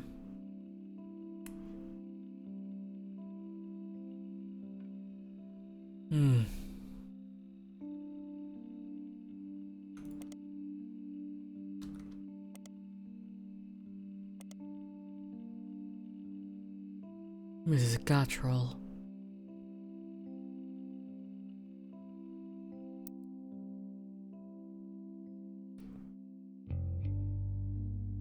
Maybe this one is Gattrell.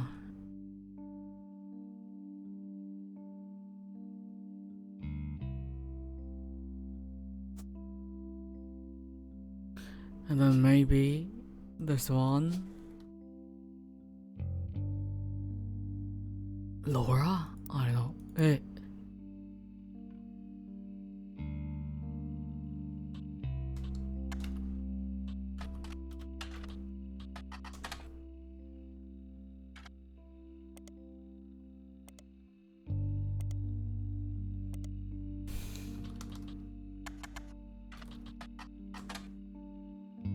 This is the only thing we have about Gattrell.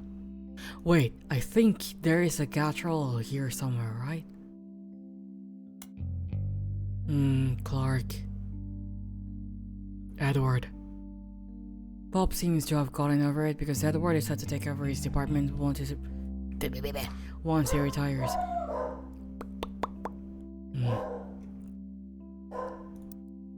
Edward.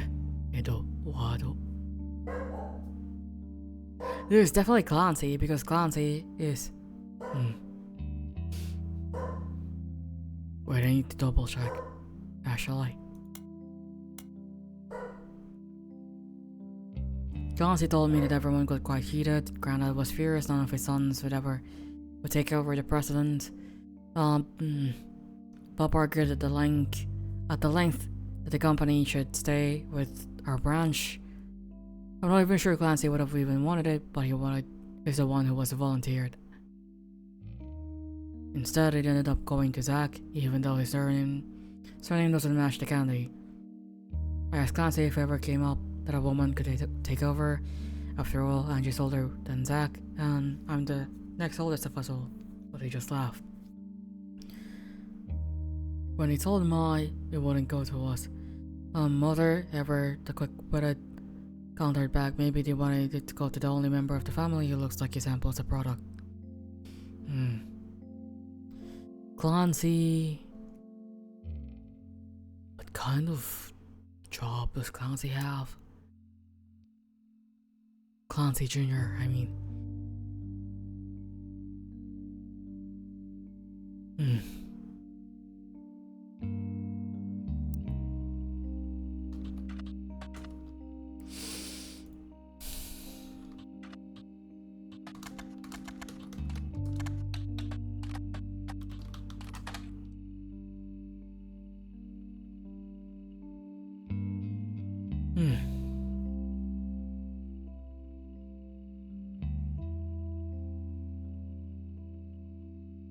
What if I just search Christensen? God damn it. Christensen Steel was a steel company in Butler County. Business was mentioned a few times, mostly around the time of World War II. An article from about 4 years after the war ended said that the expansions and modifications they made to the factory were no longer sustainable.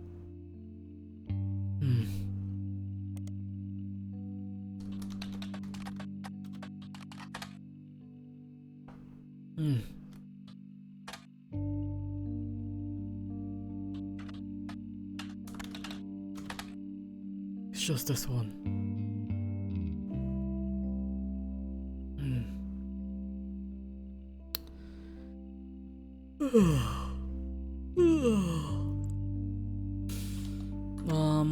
Anderson Maple Farm, right? Wait, is it Anderson? Oh, yeah.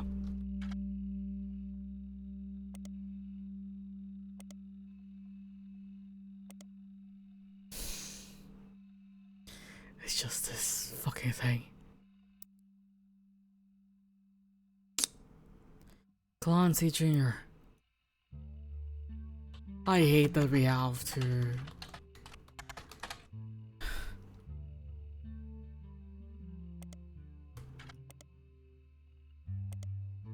Clancy Roottrees.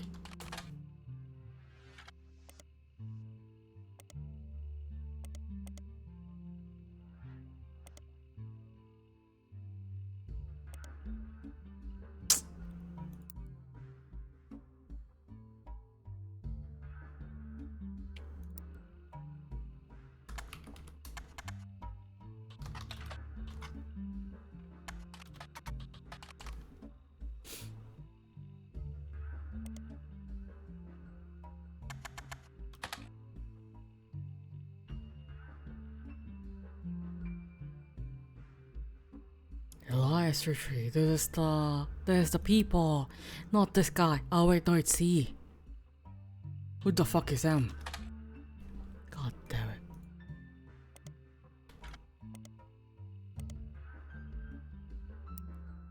Dude. Should I...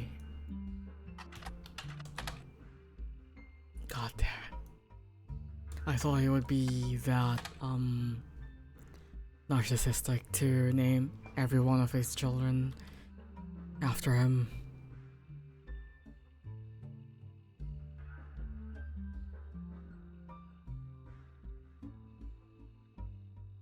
Bess Williams.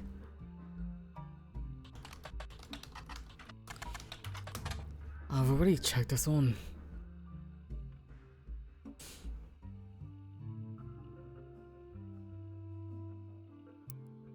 Fuck. It's complicated.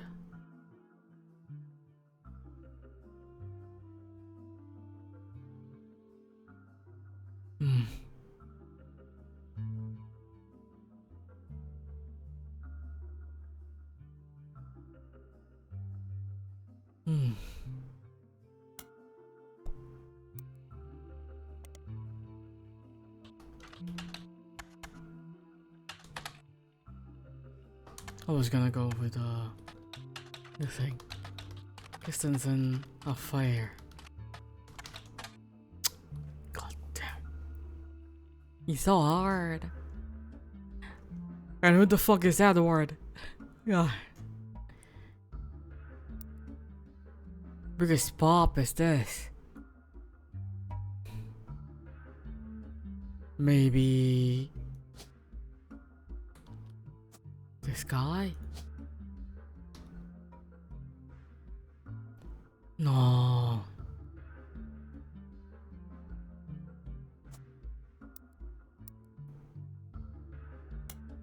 Some dynasty.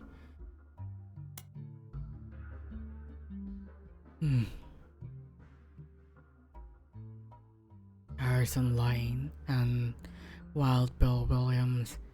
Wild Bill is her actual husband, but for some reason I can fucking find it.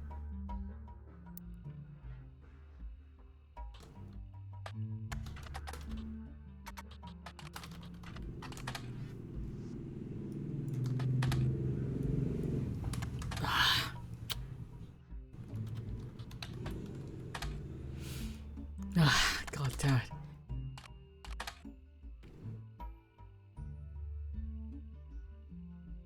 Oh yeah, I haven't found out who her dad was. We can't even look for it.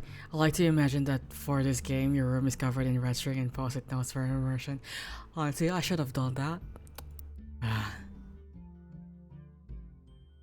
Or you know what? To commemorate the stream, I'm gonna I don't think I'm gonna finish it today, but for the next stream, the next Roottrees stream, I'm gonna draw you know that one meme? I think it was from It's Always Sunny, where this guy is all insane looking while trying looking at a board or something. That's how I'm feeling right now. What the fuck is here? Where's Eloise? What the fuck is Eloise? Quaritch kinda sounds like a... Oh wait, no, it's a girl. We are running out of boys. My god. Cornwall Linus?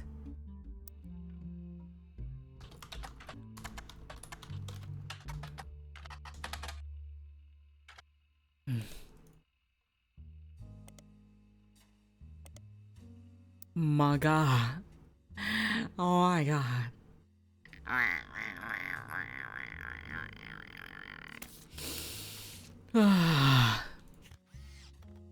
Who the fuck are you? This is definitely November, but who the fuck is this?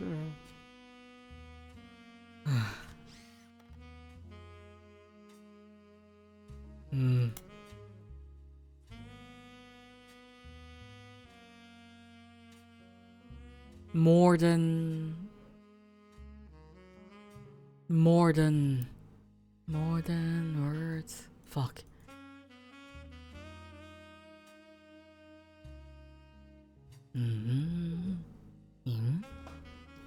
My baby is sleepy, very sleepy. Maybe Eloise.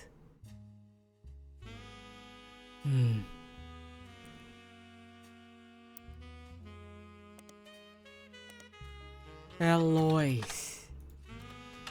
Carol. Wait, was it Caroline? Who the fuck is Carol? Nah. Caroline Lover. Oh no, I don't know how to spell. Girlfriend. We both went full in, more than words. Sweet Caroline. Pop pop. Caroline lesbian. Because I know she's a lesbian. Well, not really. maybe buy. Oh god.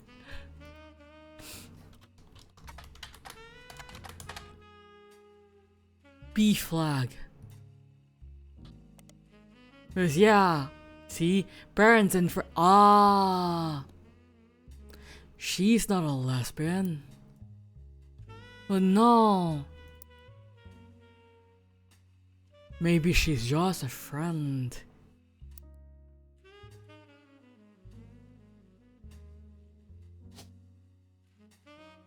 So perhaps it's not a female?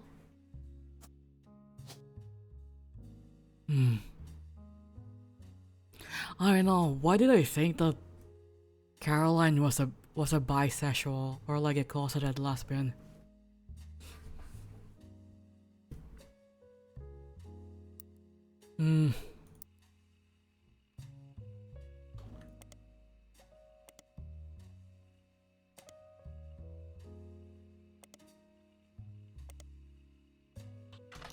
Caroline Morden.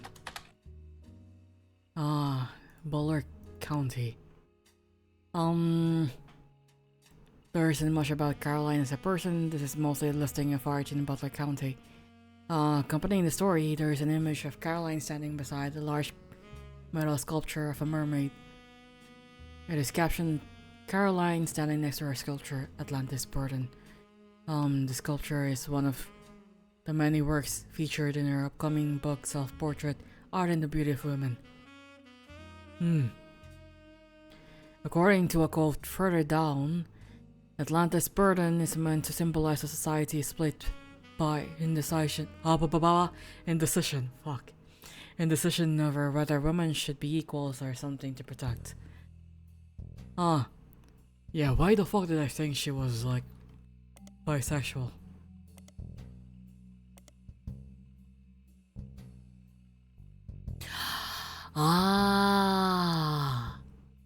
Oh, I'm sorry. Caroline.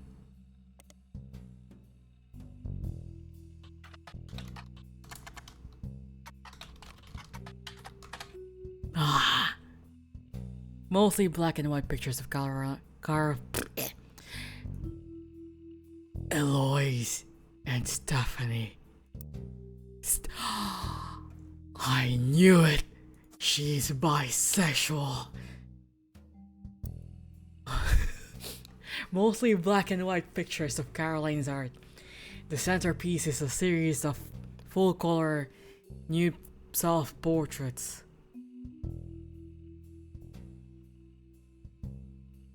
At different ages stretching from 25 to 30, they certainly have not been added to your evidence, obviously. We cannot look at naked pictures, that is TOS. In the intro, Caroline talks about influences. She was the one of the youngest in her generation, and in her late teens felt betrayed when her sister Gwendolyn and cousin Bonnie gave up on dreams to settle for boring men. She especially dislikes her brother-in-law, Dr. Wilson, who she calls completely bogus. Their marriages led her to double down on her passions and in art and the environment. She even married a man who was the opposite of boring, which was an overcorrection. She comes out strongly against the Roottrees company's effect on the local environment and rues how she was not able to convince her father Zach to make changes to policy. She also explains that her marriage to Mark led to the most volatile moments in her life, all negative, and that the only good thing he ever gave her was a daughter. Leaving them all behind for good has pushed her to pursue her true loves, art and beauty of women. I knew it. Okay.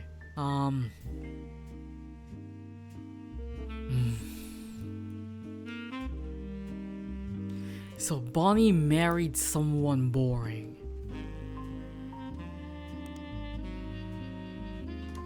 Bonnie Morden marriage Fuck.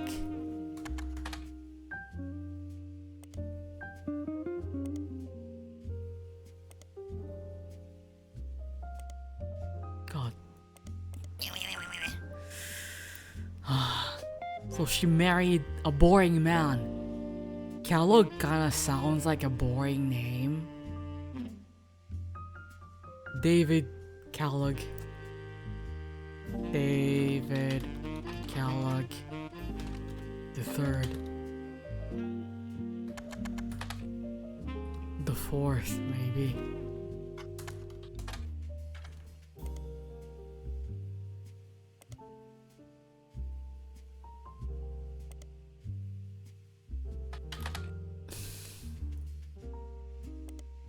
Man. Oh.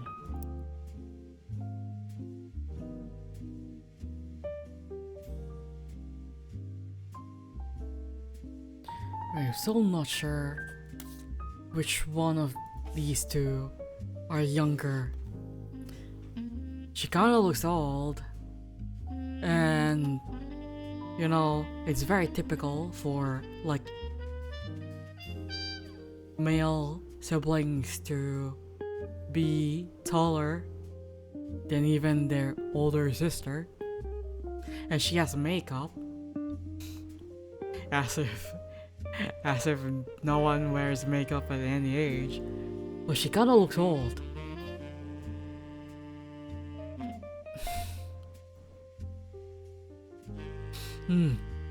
But he's the tallest. Perhaps. Shall I let me switch. Perhaps I was wrong.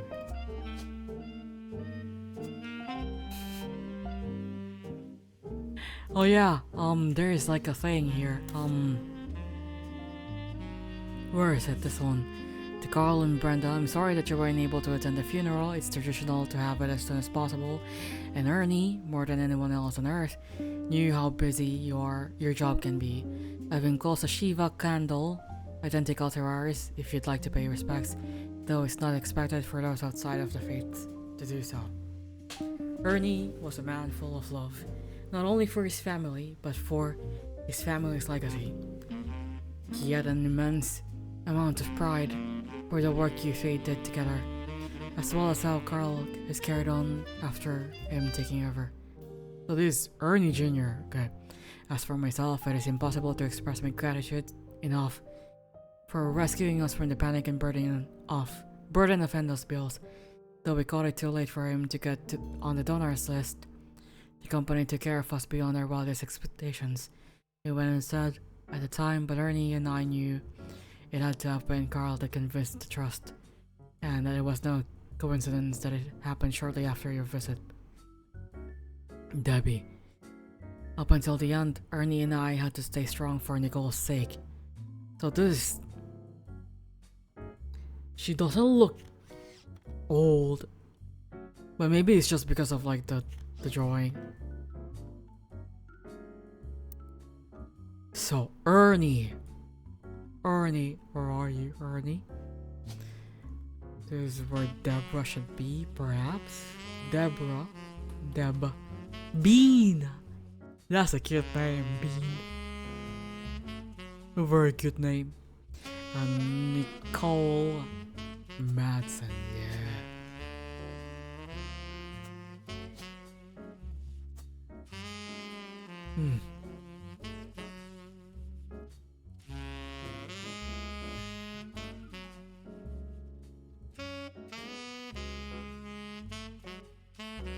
Am I perhaps getting things wrong?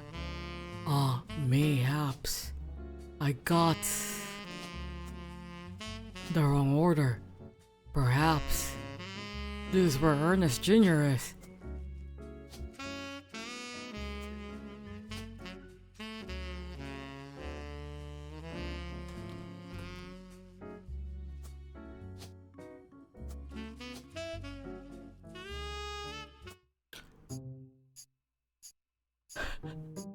Oh no!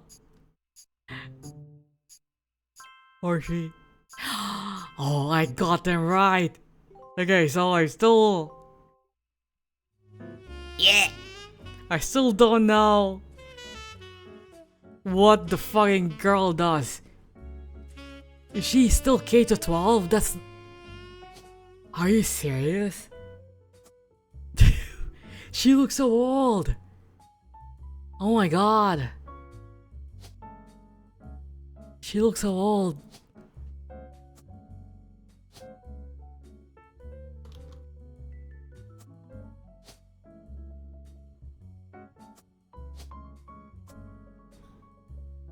She looks so fucking old.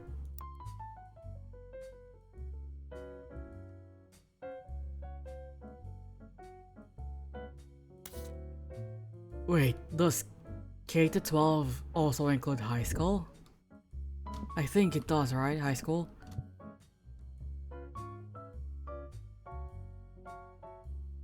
Fair enough. I don't know, like when I heard like 12, K to 12, I was thinking of like middle school. So I was like, man, she looks way too old to be in middle school. I guess she's K to 12. Hudson. I still don't know this motherfucker's. Where is he? Who are you? Wait a minute. Who are you? I don't fucking know. Maybe Monroe. Wait. Monroe. Monroe is a. What do you think? Monroe sounds like a French name, but she's also a girl. And we need a French man. God damn it.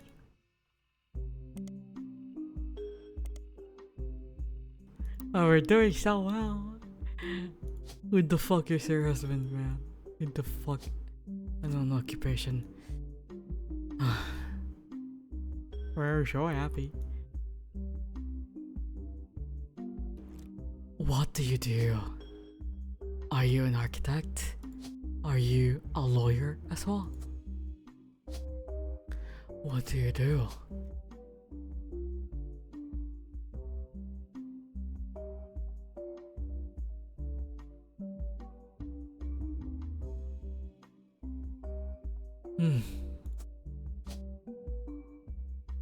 A known occupation. Carl Roottrees parents. God damn it.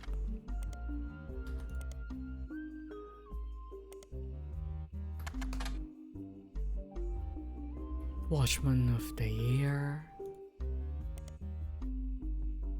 Ernie Jr.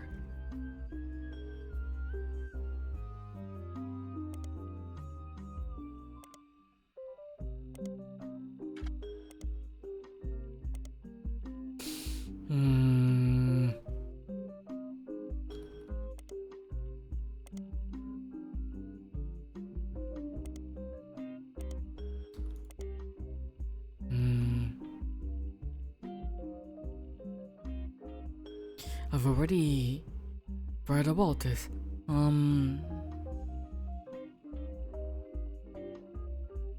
Oh yeah, it's been almost it's been 4 hours already.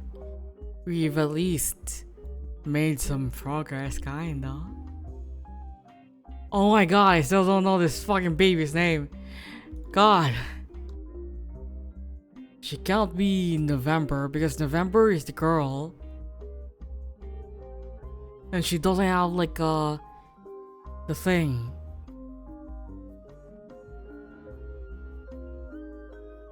Oh my god, what if?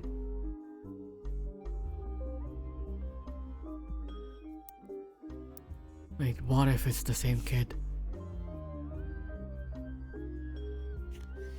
What if this kid is also the same kid? She doesn't have curly hair though, and Gwen is not here. Hmm. Whose child are you, Gwyneth? Maybe Gwendolyn? Or November? November's child? No, Gwyneth's child is November, perhaps? I'm guessing she's also a housewife. And her daughter is... No. If I make it like a root tree, it's gonna be really awkward. Who the fuck did you marry? Male.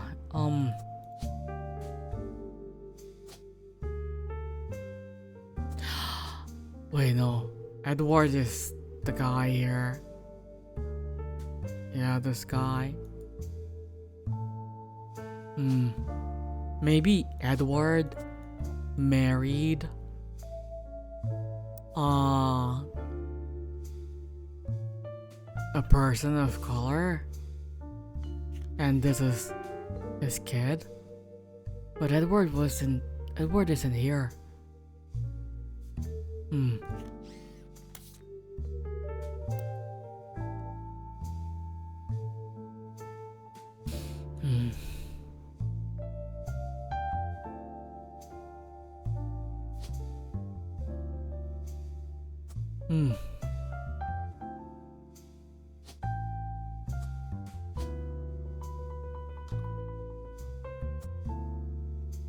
Let's go with this one for now.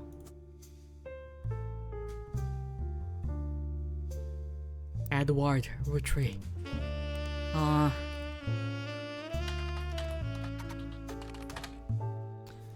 Don't tell me you don't like. You're a lawyer. Law. Oh my god.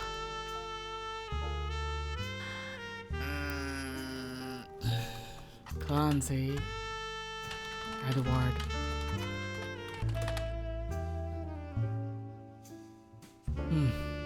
Head lawyer. Blood relative. Clan's trust. The 5-piece guarantee.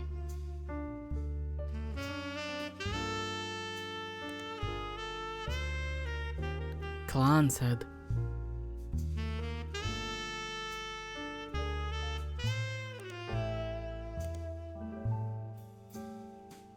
The Clan's trust was mentioned many times in Business Watch. From context, it's clear that it allows the entire Roottrees family to earn money. Okay. Secure the future of his father's famous name.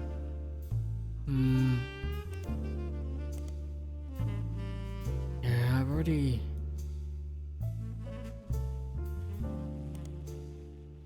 Five-piece guarantee in combination with the Clan's trust was Elias Roottrees' attempt to ensure that the Roottrees company would remain. Fuck.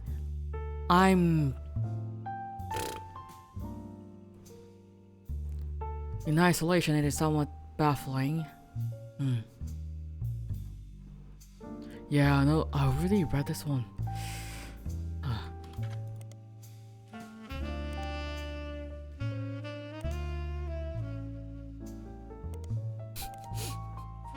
I'm just... Fuck. Remember Roottrees November.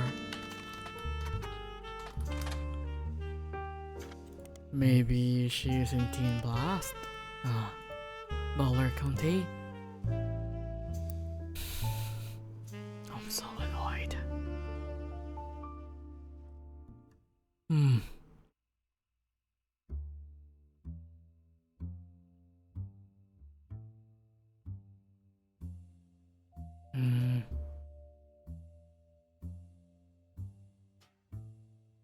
Man. We need 4. So just Bean, Nicole.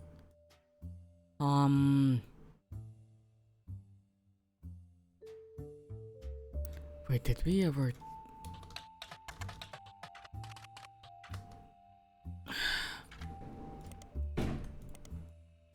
There's a meow meow upstairs. Ah, it's so hard. It's so hard, bros. But look at that. Oh my god, we forgotten about this one. Oh, she had twins. Wait, she has another picture. Eh?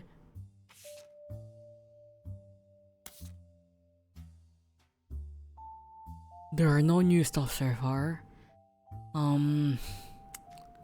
Man. I don't know who your children are, but we'll figure it out. Wait, where's November here? Oh wait, no. Okay, she's there.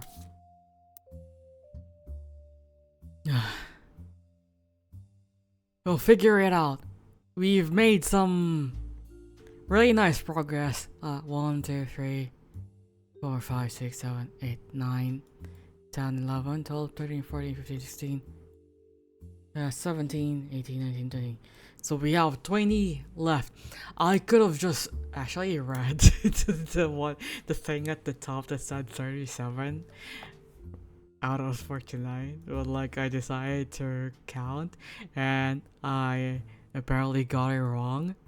But anyways, that's gonna be it from me today. I'm very tired, my eyes are very dry. Let's see if I can, hopefully there are still people watching. Let's see if I can like oh.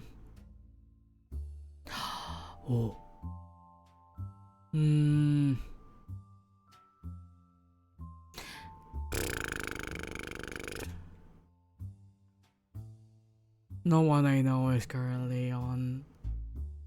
Man. Oh wow, that's gonna be it for me today. Thank you everyone for stopping by. It's sticking around for as long as it could. I don't know when we'll continue this, but I'm thinking of taking a break tomorrow from streaming because I have already streamed like thrice in a row. I wanted to fix my OBS a little bit and also do some panels. I need to update my Twitch panels and perhaps I don't know, find some inspiration for new overlays, or I'll just look into overlays that are already made. Yeah, it's gonna be it for me today. Maybe in the weekend we're gonna do our usual Banishers stream. We need to get back to Banishers soon. But yeah, I'll see you all when I see you all. I hope you guys have a good rest of your day or night. Have a good lunch, breakfast. Why did I stumble there? Breakfast, lunch, dinner, or night. You know, sleep. And yeah, bye bye. I love you all. Mwah. Yeah.